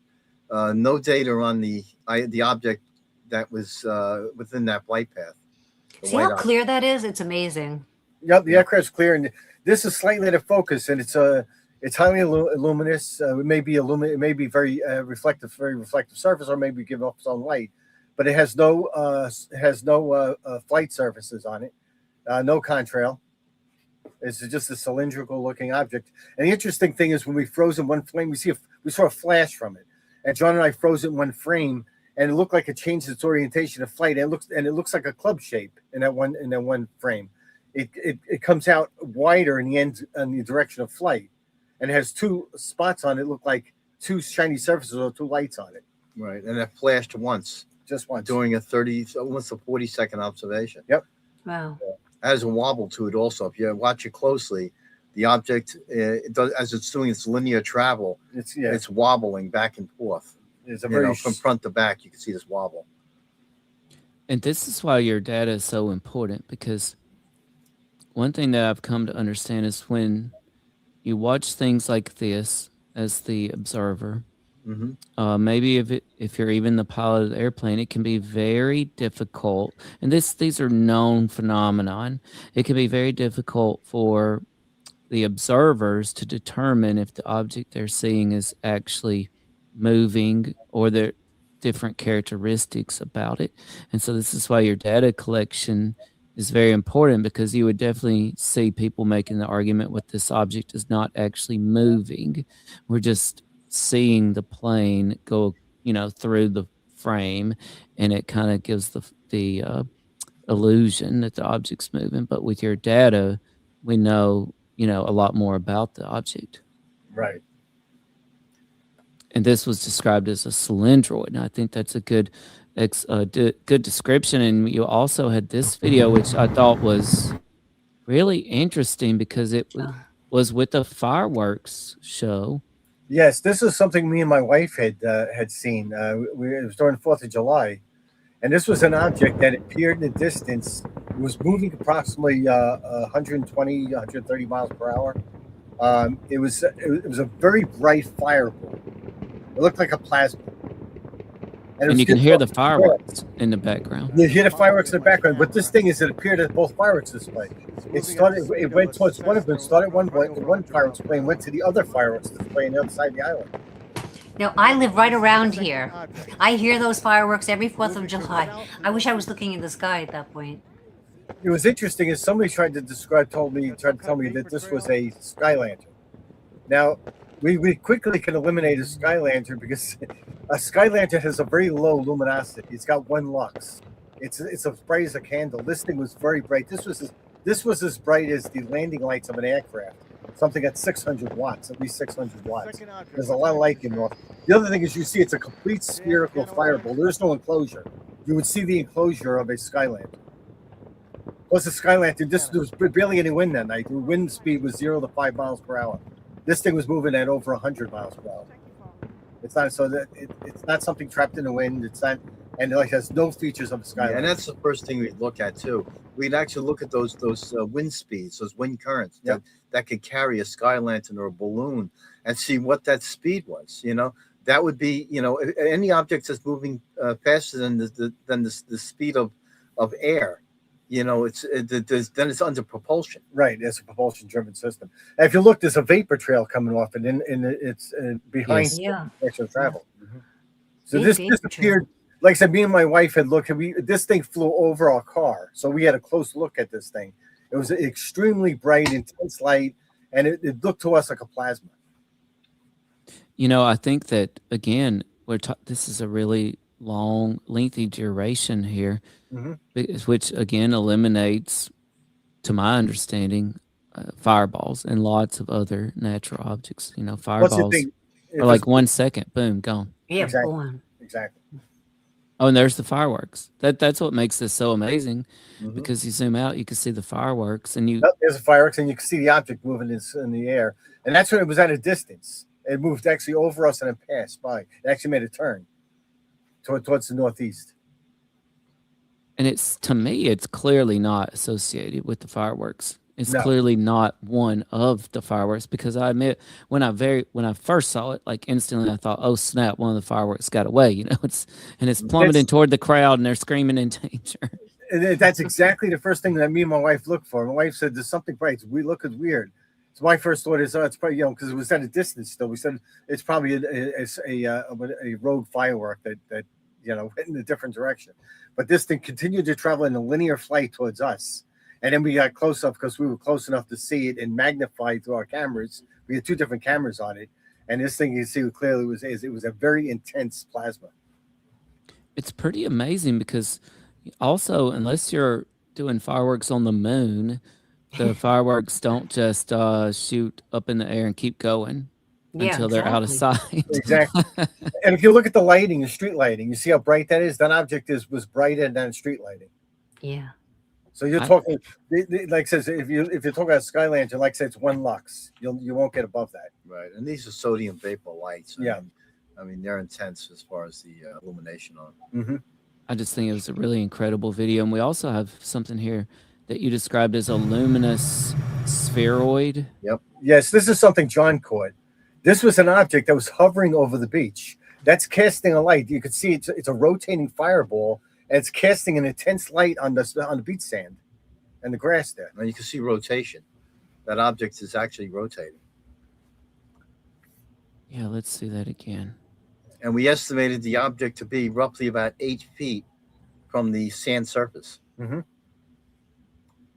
Oh, I see that. You see that it's a rotating fireball, and it's casting an intense light reflection on the ground.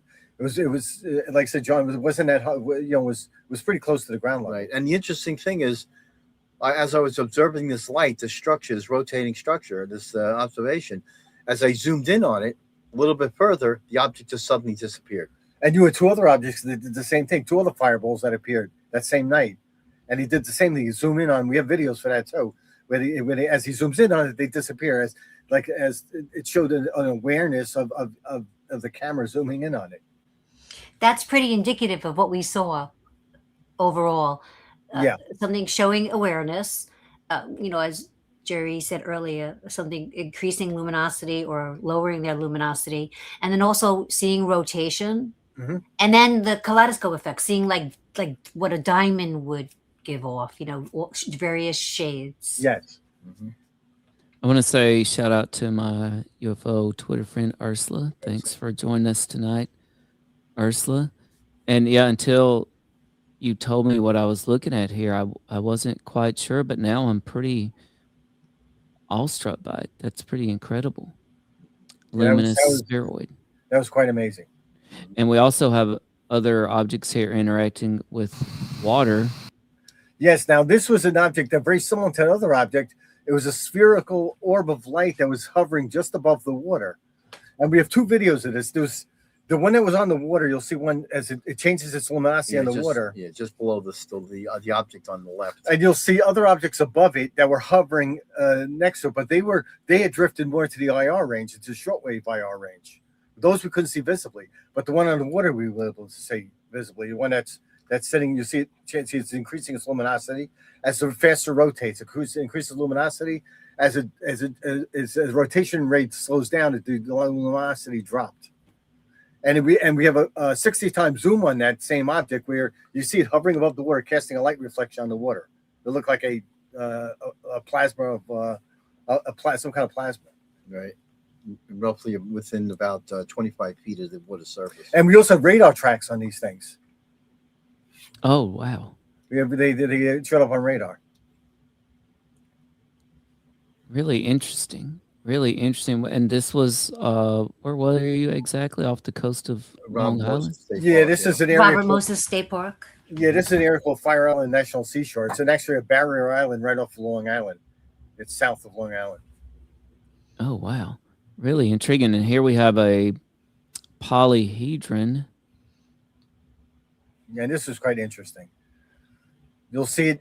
We have a zoom window. A zoom window on the object, and now we're zooming in on it, and you'll see as it clears, it's got multiple colors. And if you look, it looks like a rotating cube. Yeah. You'll see that kaleidoscope of color too. You'll see it's got multi-flat-sided surface. This is either a cube or it's either a truncated cube or some kind of polyhedron.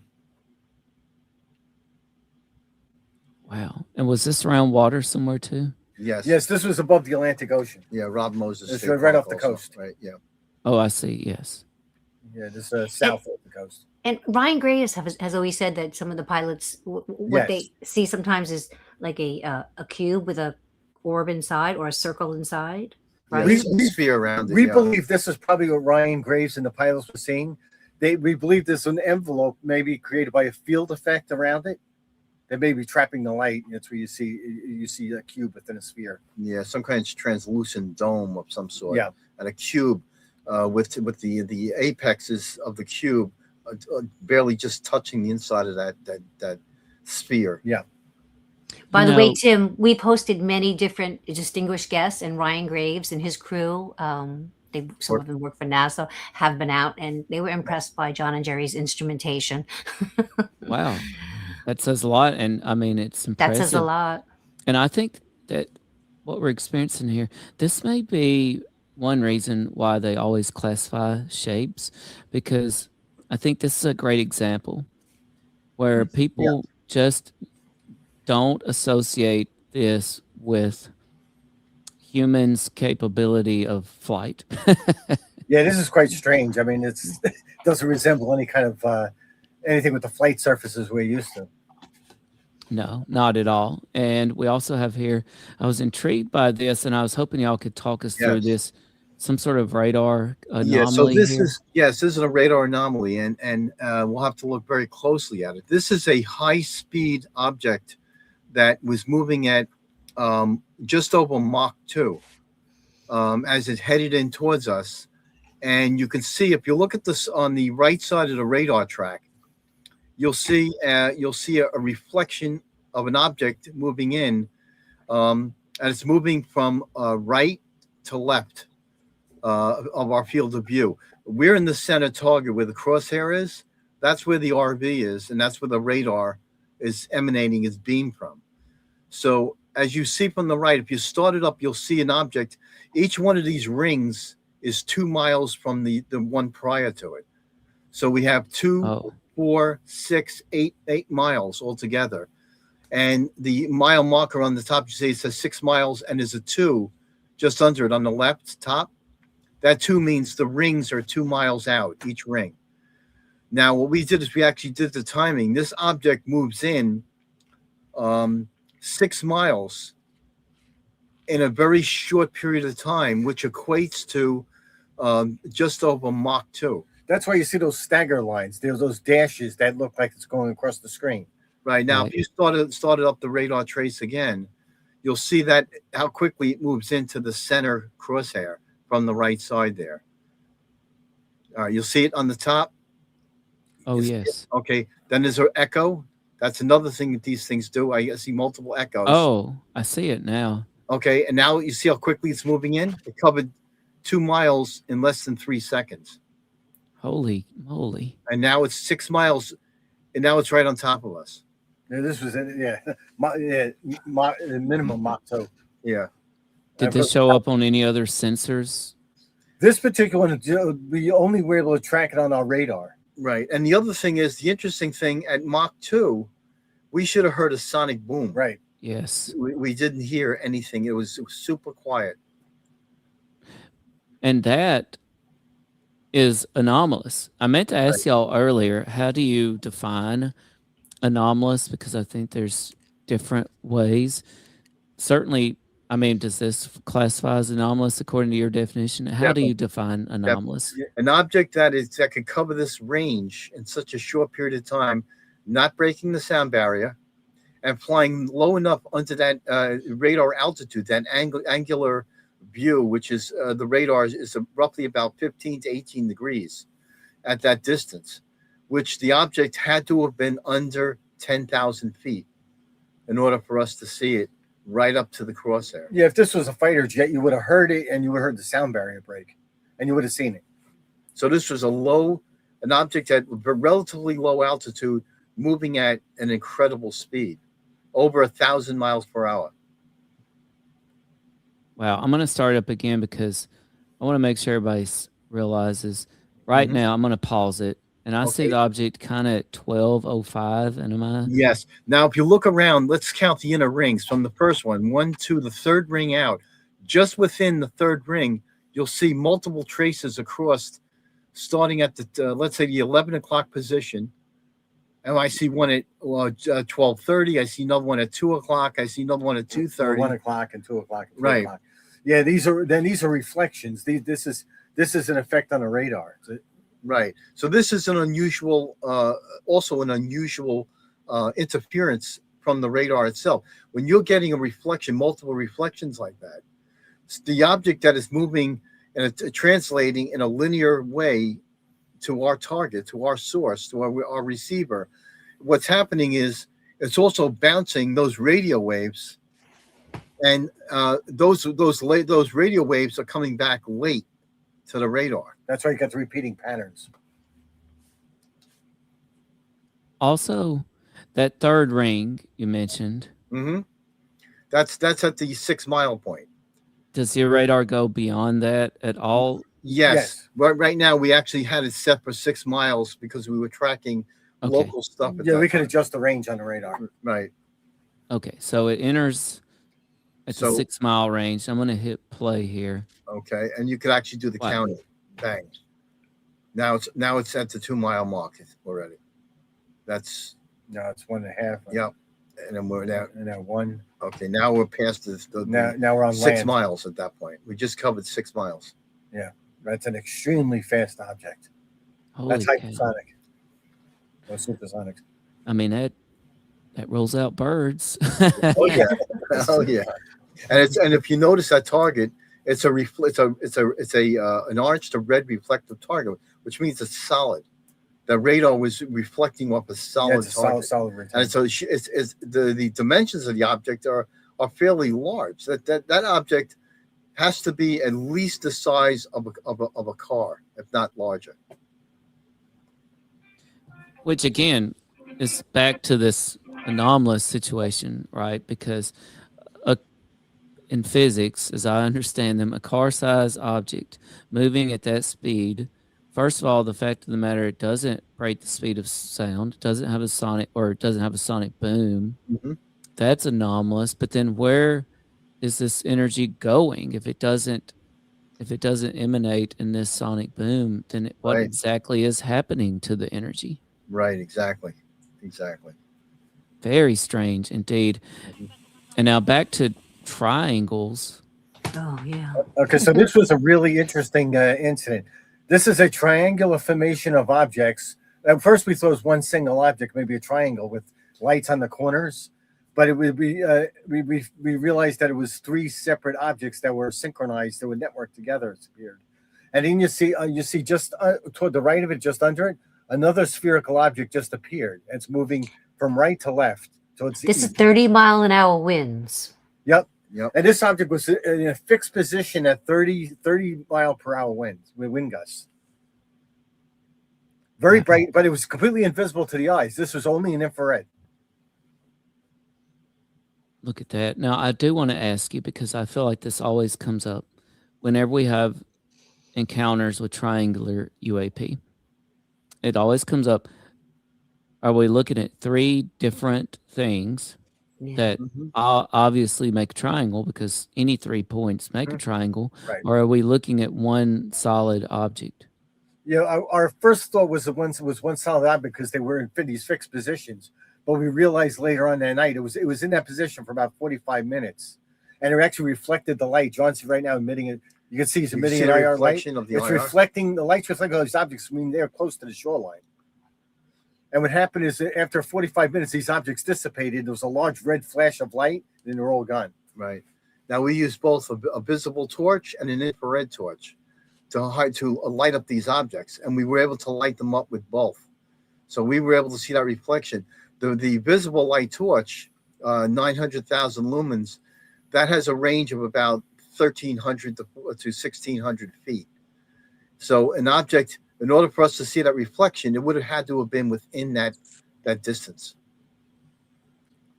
Well, I want to circle back real quick because, again, you're clearly here on the coast, on the water.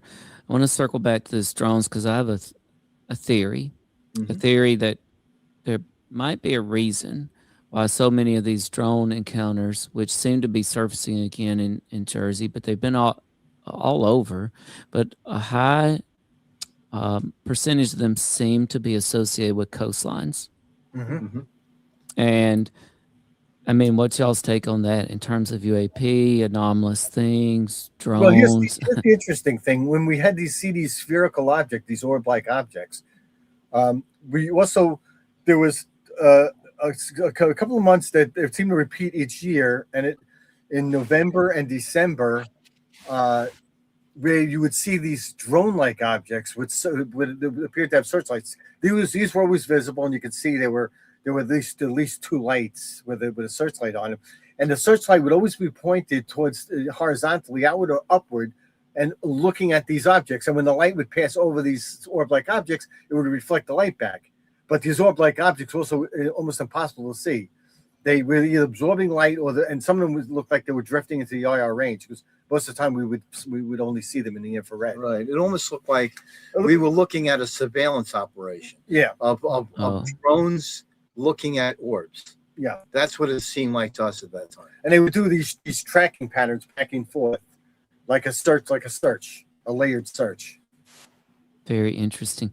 We did have a listener question, I think, about one of these videos, and I think it's about this one here. Sure.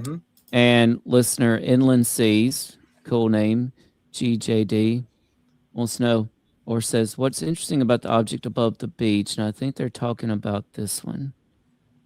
Is the shape changes. A surface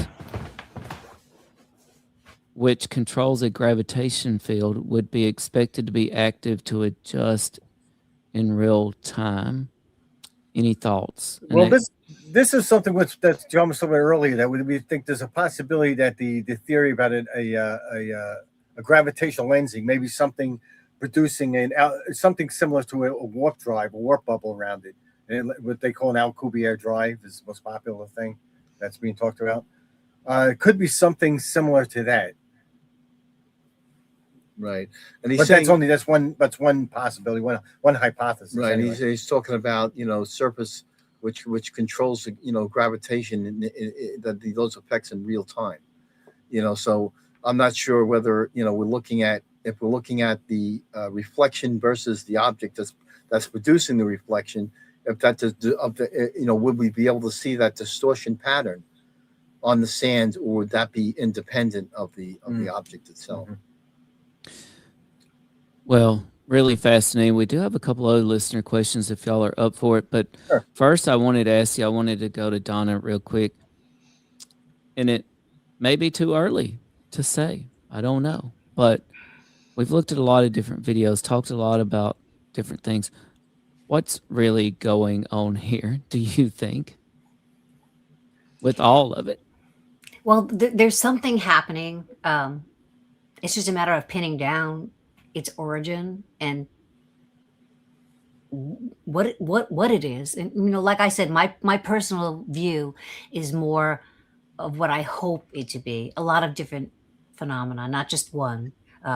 Certainly, I'd like it all to be NHI, non-human intelligence. Because I have a technology background, I've also always secretly hoped that it was something to do with AI, maybe us from the future, AI bodies, AI ships. I don't know, but people see so much. We've seen so much. John and Jerry have collected data showing something is going on. There's a lot of unknowns, but they're definitely not knowns. And so that's the key. They're not knowns. And so trying to decipher what these unknowns are and quantifying and qualifying them, that's the whole nature of what Nightcrawler research has been all about and continues to be. And well, other outfits in this realm are, everyone's chasing that same, those same set of answers. And I believe it'll be a set of answers. I don't think it'll just be one. Even if, for example, the government has indeed in the past and continues to reverse engineer technology. Well, they got this technology from someplace else. And where? Was it one place? Was it two places? Was it three places? If there certainly is a federation of different intelligences in the world, and they have a deal with humanity from far back, well, that already shows there's a plethora of non-human intelligence. It's not just any one other being in addition to humans, if that were to be proven.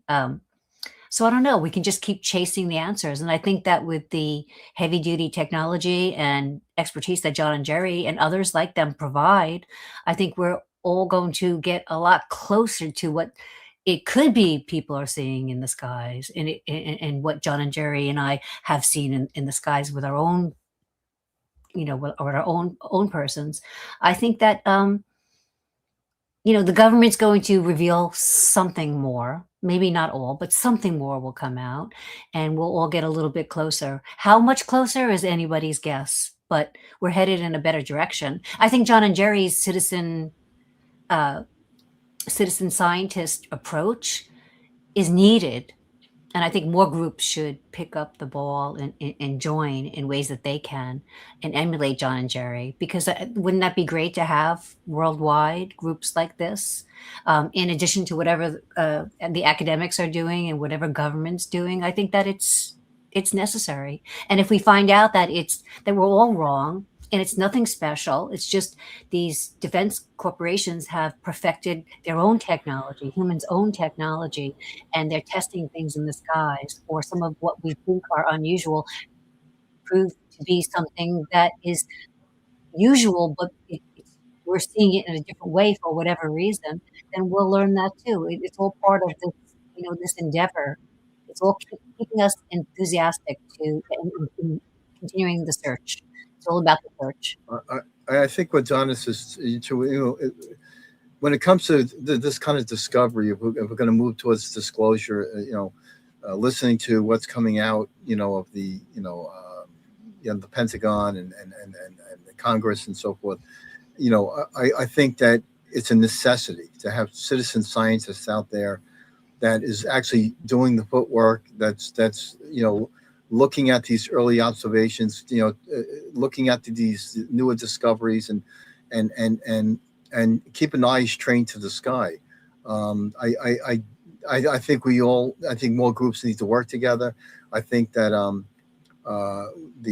what Reed Summers had done recently with the Detection and Tracking Summit is a real positive approach to what to answering such questions, and to get more people on board with doing the research, the detection and tracking research. I definitely want to applaud what Reed Summers is doing. He stepped up, and that detection tracking summit was wonderful. If anybody, if you haven't seen it, at some point it's going to be going on YouTube.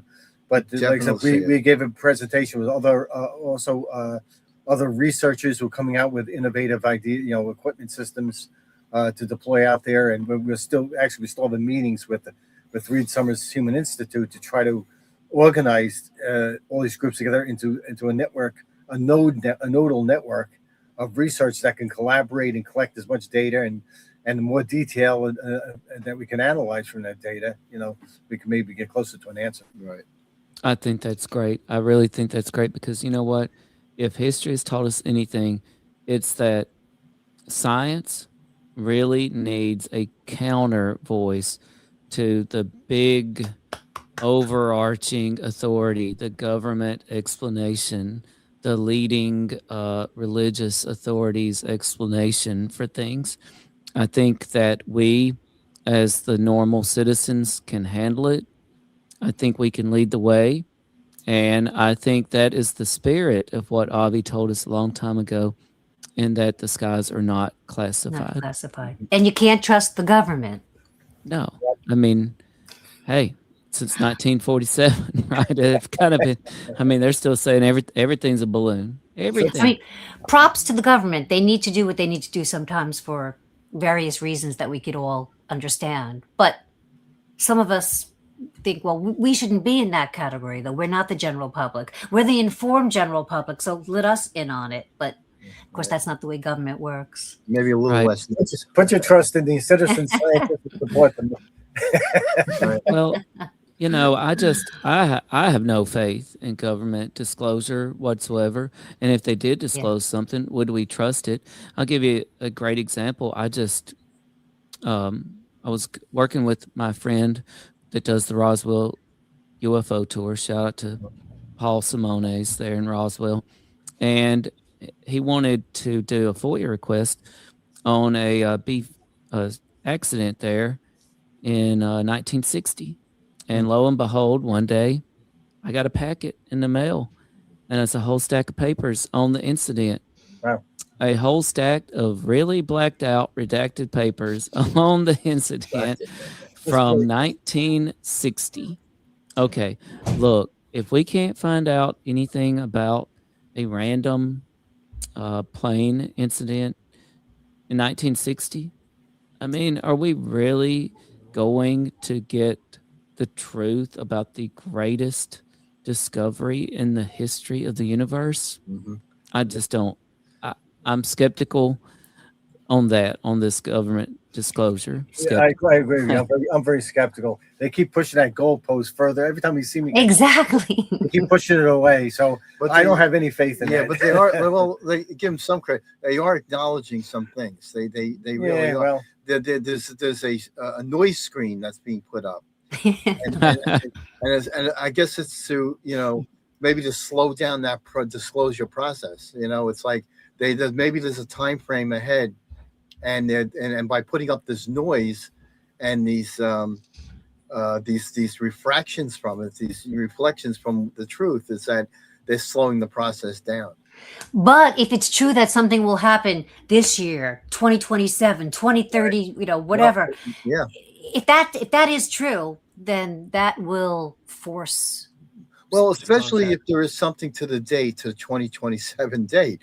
If there's something that we're not aware of, that somebody else is aware of, somebody higher up, in the government, the Pentagon, whatever, I would, and if it's something that's ominous, I mean,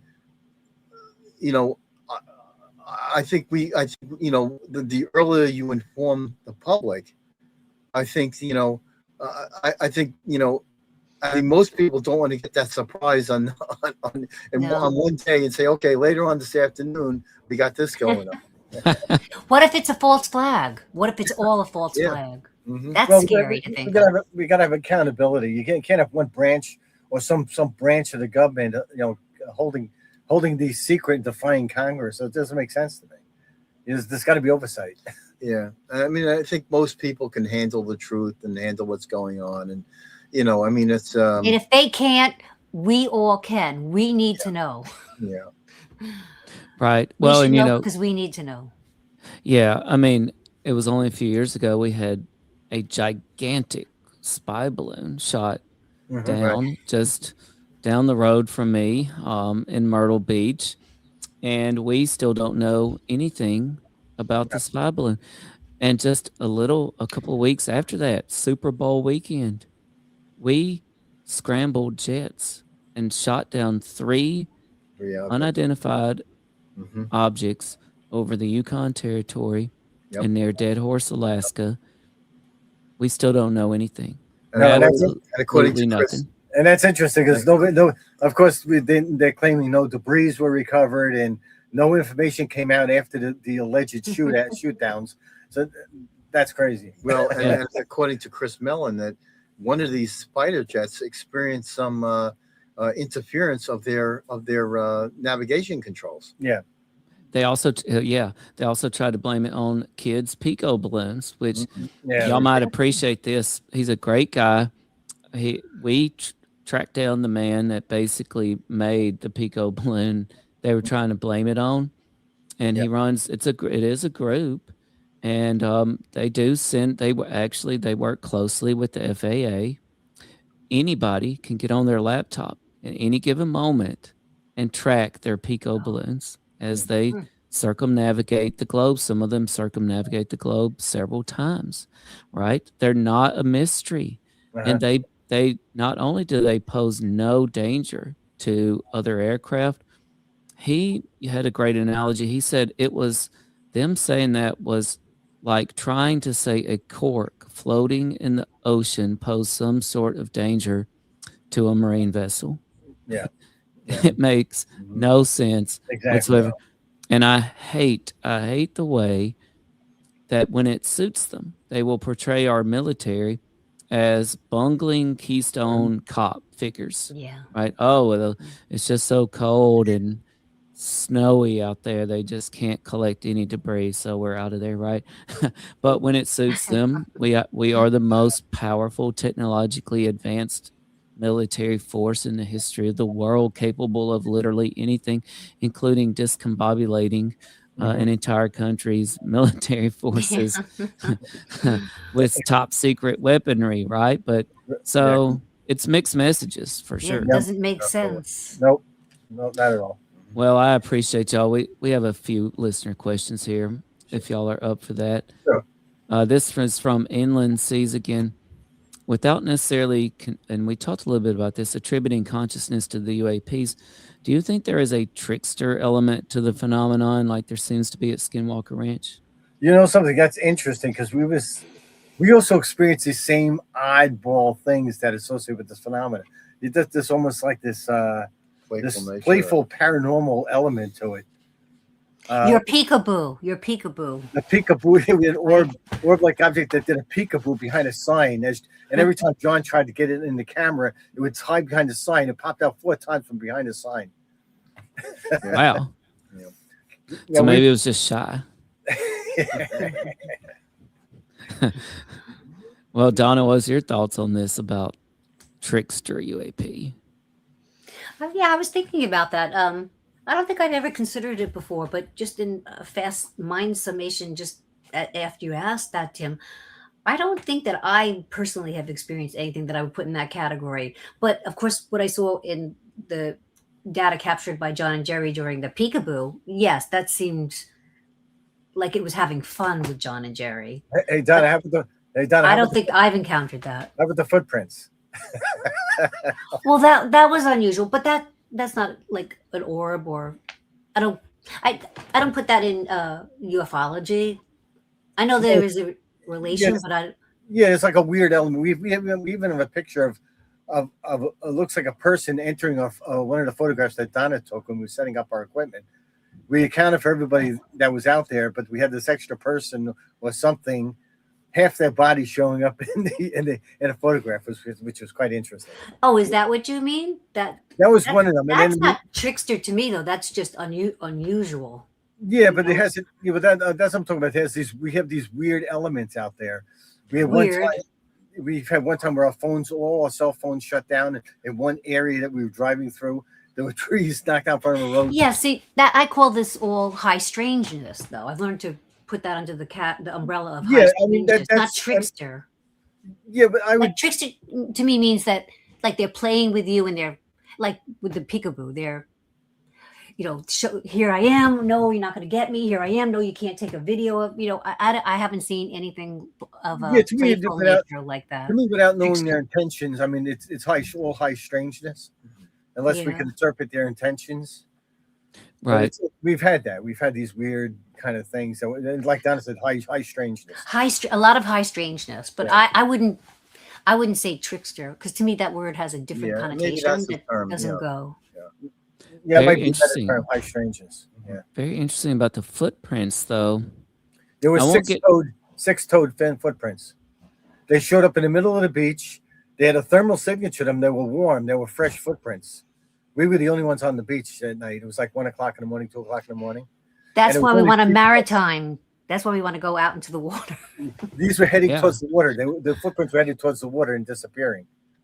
But there were six-toed footprints, bare footprints.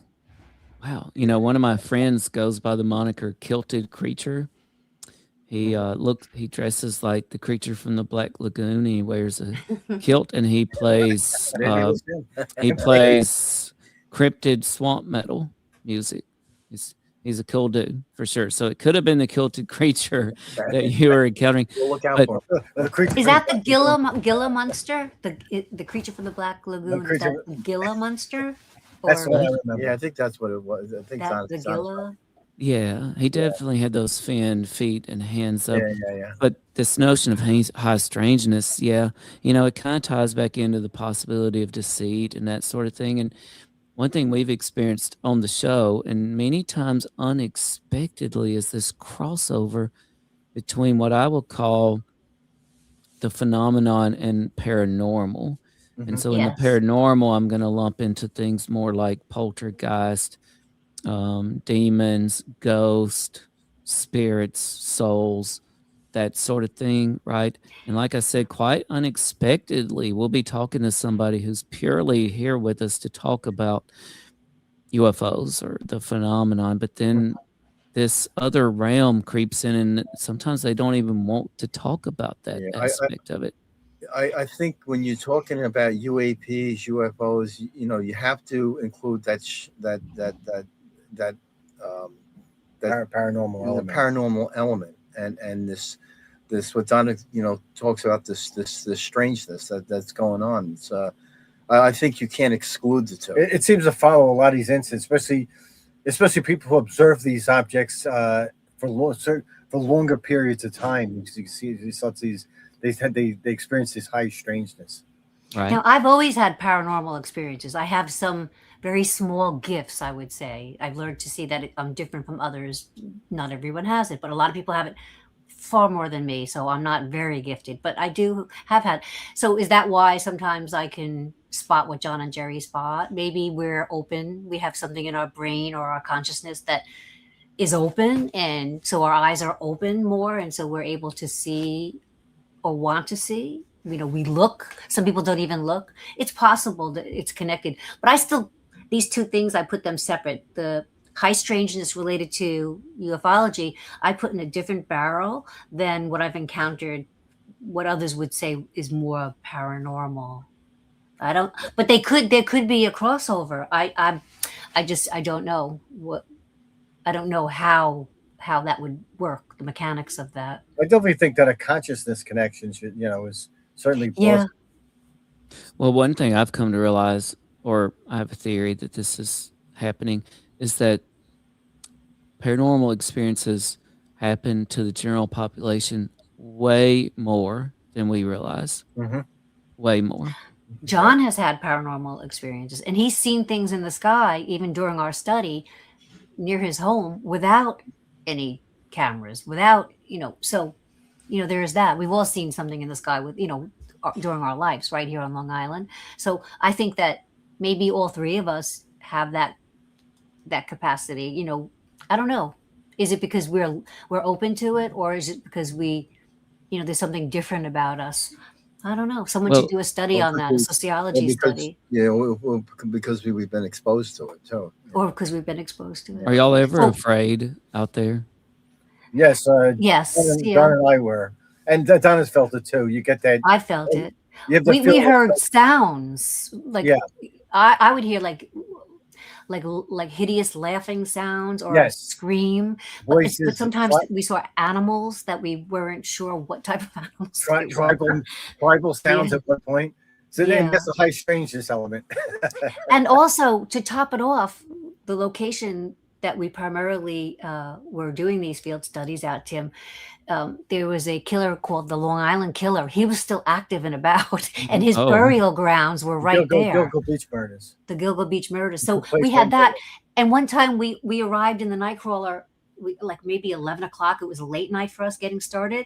And we didn't even get past security. They just said, get out of here. Just come in, go. Because there were emergency vehicles coming in the back. There were helicopters flying over not the ocean, but the bay part. And they were like, something was going on and they found a body or something. And I was thinking, oh my God, I hope, is that another Long Island serial killer, body that they found? Who knows?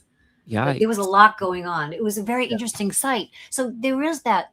And then that site has been known to have sightings, people sensing things or seeing things. So, it was charged with a lot. So every time we were there, anything was possible. I think we all felt that. That was part of the excitement and the energy, to be a little bit nervous because not knowing what to expect, because that site came already with so much baggage, and what we witnessed just added to that. But I think we all got through it. We were nervous sometimes. And I know I was personally scared sometimes, not ever of the UFOs that I thought I saw, only these other things like the Long Island serial killer or a ghost or what is that body in the picture? Like, where did that body come from? Well, those are the things I was nervous about. Yes, exactly. Weirdo to work with. It is. Well, look, just keep your heads on a swivel out there, because we want y'all on UAP documentaries, not on the next season of Unsolved Mysteries. Okay, so just stay alert out there. We have a question here for y'all from Future Fish 8819. There have been strange radio and radar signal interference phenomenon like delays and radar echoes for hundreds of years or 100 years. Right. Could the brothers and Donna explain that phenomenon a bit? Yes, John can explain that. So long delay echoes have been recorded for a long time. LDEs, they call them. And this is even before radar. It's radio signals where they were broadcast out. They'd get a late return. And there's some theories out there that call it ducting, atmospheric ducting, where somehow these radio waves can be ducted in such a way that they come back late. The issues that I have with that is that if you're getting a late return, that means that radio wave has traveled an exceptional distance in order to come back late like that. And to come back late with a distance issue, you're going to have an attenuation problem with that. The signal is going to be greatly attenuated. So possible LDEs, with late returns, but with much reduced signal, attenuated signal. Some of these signals, on the other hand, have been recorded to come back even stronger than the actual source that produced them. And we've had them stronger, and especially at that distance. So that doesn't make a lot of sense. And we've had returns that long delay, what we consider long delay echoes, and the signals were higher in amplitude in some cases. John Jerry published a paper on this very thing. Yes. Mm-hmm. Yeah, I'm not a big proponent of the ducting theory. I think it was a theory that was thrown out there. There was no other data that followed that up or solidified that in any way. Right. Well, that was a great question and an even better answer. Well, I really want to thank Donna Lee Nardo, John and Jerry Tedesco from Nightcrawler UAP for being so generous with their time and all of us tonight on All Things Unexplained. So all of you mentioned a book. What is the book that you're talking about? Because I want to make sure we get that out there for everybody that might be interested. Donna's got hers. So this is called Nightcrawler. And what's this eye on the sky? Eye in the sky. You see a picture of the vehicle on the beach. Yeah. And where can people pick that up at? Amazon books, Amazon.com. Amazon, and I believe we're on Barnes and Nobles. Barnes and Noble also. Awesome. So make sure our listeners to check out Nightcrawler, Eye on the Sky on Amazon. And I'd like to go around to each of you and just your final thoughts and maybe what's next for Nightcrawler. So I think with Nightcrawler, I think our next phase of this research is going to be on the open oceans, on the sea. We're going to be looking for USOs as well as UAPs. We're going to put some resources in, getting marine-based equipment, sonar equipment, really good omnidirectional sonar, side scan, so and on. I see a boat here. Is that where the boat comes in? So that's the boat that's going to be completely retrofitted, and hopefully to get that out in May or June of this year, and start our sea research. And I would say, add to that, we're also going to go into an expanded land operation outside of the borders of just Long Island. We'll be hitting other areas, doing some travel, other hotspots that we'll be looking at, and actually other research projects we want to be looking at. Maybe some cold cases, as a matter of fact, too. We'll look at. Mm-hmm. Very good. And I actually asked y'all off the air. Any thoughts on Catalina Island or heading out to that area? You know something. Chris Mellon had brought that up with us. If we have any intention to go out to Catalina Island, if somebody funds us, open call. Or let's say sponsors it to some extent. Or sponsors we can certainly do that, and it takes a lot of resources, of course, to get out there and stay out there with the right even and so forth. bring the equipment out that way. So, well, if y'all do get to go out there, I hope you are careful. I know there's a couple of military bases out off of Catalina Island, dangerous waters, rough conditions. Our friend of the show, Jorg Arnu, who operates the Dreamland Resort website, and he's in Rachel, Nevada, just outside of Area 51. And he kind of hinted on the activity out there and how the military is, he believes, taking a lot of their testing away from places like Area 51 to these places offshore to get them away from as many eyeballs, because as Jorg put it, you can go set up a lawn chair, in the middle of Nevada and kind of pleasantly watch the sky all night long. But good luck taking a boat a couple miles off the coast of Catalina Island and setting up shop. It won't be quite so easy. So I wish y'all Godspeed and safe travels and the best of luck if you do happen to get out there that way, or whatever whichever way your research takes you.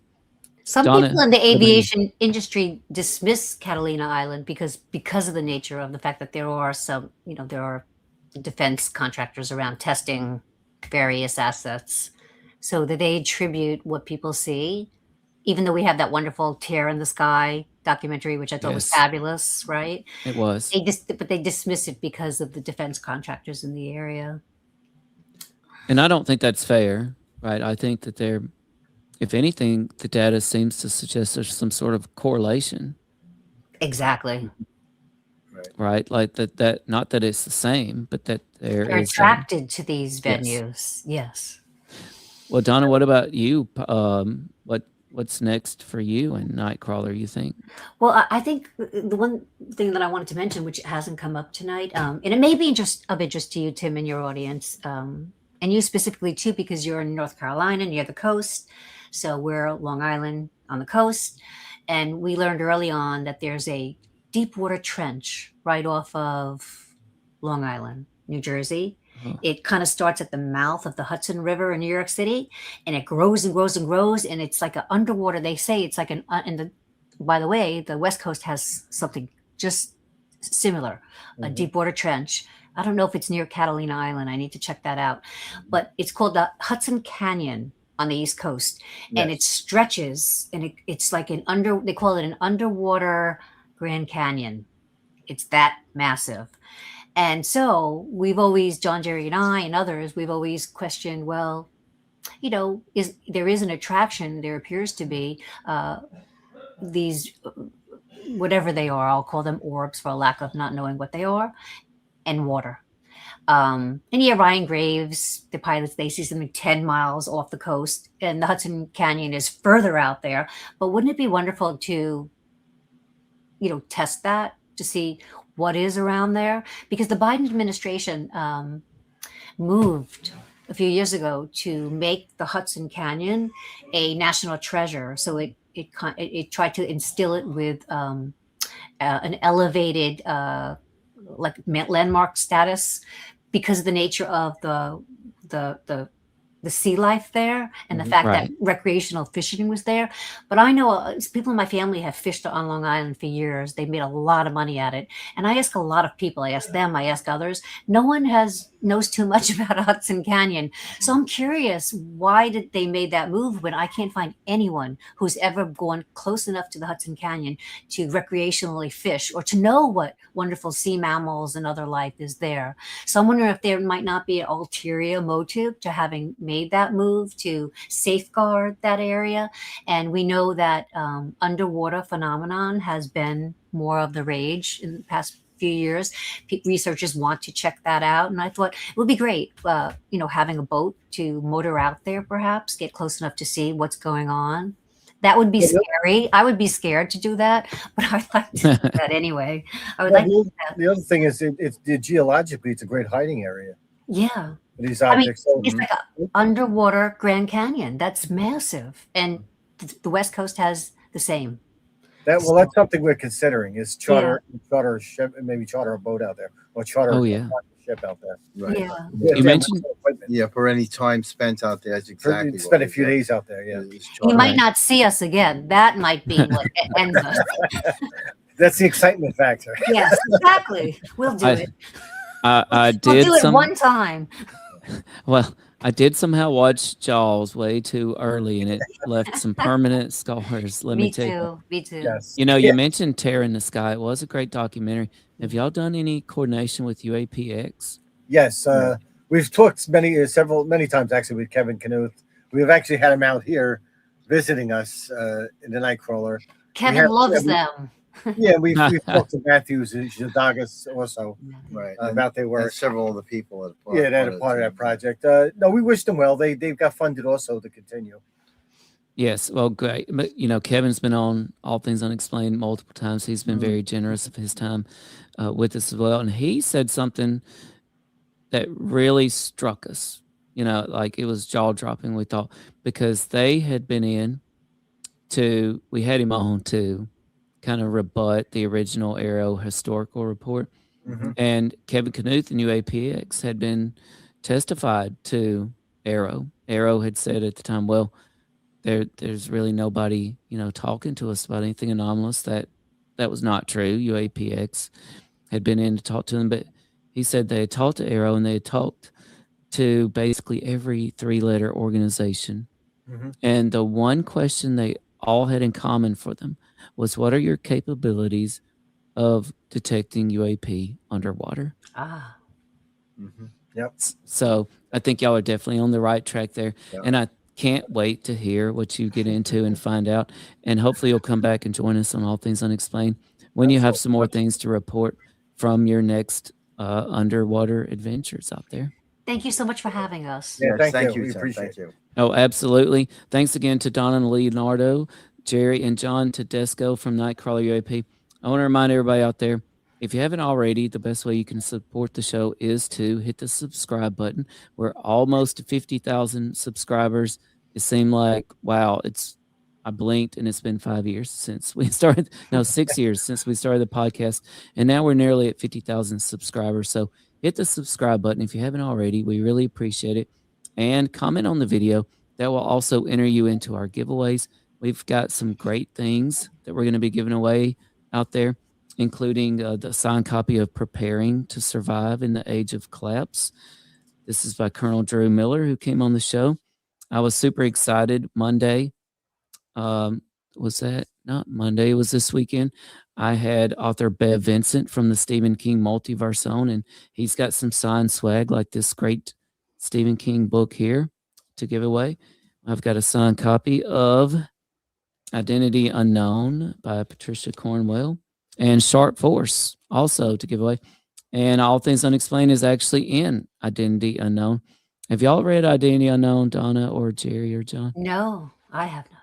So I think you would appreciate it because it's in the Patricia Cornwell Scarpetta universe, and a very Avi Loeb-like character meets an untimely demise. And it appears a UFO might have been involved. Oh. Interesting. Yeah, I want to read that. A very Avi Loeb-like character. I think his name is Mavi. Actually, no, I'm kidding about that. But he is very Avi-like. And we're on page 164 along with our friends from Ancient Aliens. So that was cool. a thrill. Thank you. A thrill for us. And we've also, you might have noticed me sipping on my beverage tonight. This is courtesy of my friends from the Sasquatch Coffee Company. And we needed Tim out with us during the night we saw the footprints. Look, y'all need some of this. It's called Howl in the Night. This is from the Sasquatch Coffee Company. That's great. That's great. It smells incredible and it tastes even better. I can promise you. You can check them out at squatchcoffee.com, and that's our friends of the show. And they've got some of this to give away to our listeners. Just all they have to do is subscribe and comment on the video. And hey, I tell you what, I'll bring on our expedition if y'all invite me out, because I'm not sure I want to do the water adventure either. But if I do the water adventure, I'll have to bring some of this along. Oh, this is from my friends at Smoky Mountain Squatch Shine. That's so funny. That's cute. Oh, I like that. This is 90 proof. Wow. Is it really 90 proof? It really is. I don't know. Let's see. It's 90 proof. 90 proof. Okay. All right. 90 proof Squatch Shine right there, folks. You heard it here first. Feel free to pick you up and drink responsibly, of course, if you do some smoke, which is literally about a drop of this stuff. Do not drink it by a fire pit either. That is a big mistake. So thanks again. This has been so much fun. I apologize. We went a little past our time that I originally proposed, but it's been so informative. Thanks to all the listeners around the world who tuned in tonight. Kill the Stigma podcast is here with us now. They said Mystery Jones everywhere again. Just hop in. They're back. They're back. They're on the Exorcist, not the Exorcist, Poltergeist said they're back. So heads on a swivel, everybody. I want to thank everybody out there. I'm Dr. Mounce. This has been All Things Unexplained, and I want to encourage everybody to do something this week. Take some time to get off these things here, these screens. Yeah. Get away from these signals. Go outside for a little while. Be like Nightcrawler UAP. Head out into the woods. Take a hike. Disconnect from technology for a while. Go sky watching yourselves. All right. You may not spot a Sasquatch in the woods. You may not spot a plasmoid in the sky, but you might just find something even better out there, and that's yourself. So we really appreciate y'all. I want to get this last comment on, hey, you know what? Maybe one more question. I got a question with the drones, which you already probably spoke about, but I've gotten some weird flight radar data on drones where it says non-available, and it'll show a helicopter, and it's a mimic. We've had things like that. We've actually had some interesting ADS-B data after the fact, this happened basically with one of the observations we had, which we probably can't really talk about, but some interesting tracking data. Well, like I said, keep watching, everybody. Stay curious. Shout out to Marie and Ursula in the chat, and good night, everybody. Thank y'all. I appreciate y'all. I am here to discuss the so-called flying saucers. We know now that in the early years of the 20th century, this world was being watched closely by intelligences greater than man's. Did the CIA write Wind of Change by the Scorpions? As humans busied themselves about the various concerns, they were scrutinized and studied. Dr. Loeb, what percentage chance do you give it that you have indeed uncovered extraterrestrial or non-human technology? With infinite complacence, people went about their affairs, yet across an immense ethereal gulf, intellects vast and unsympathetic drew their plans against us. All of a sudden, a stick out of nowhere landed right in front of us, and there was no tree, nothing overhead. Something threw it at us. Yeah. What's your hot take on Travis Taylor?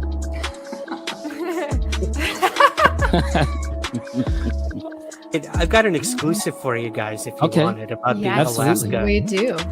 Okay. Dr. Taylor was revealed to be the chief scientist of the UAP task force with the Pentagon. All Things Unexplained. So some of that, I think, sir, we'll save for closed session.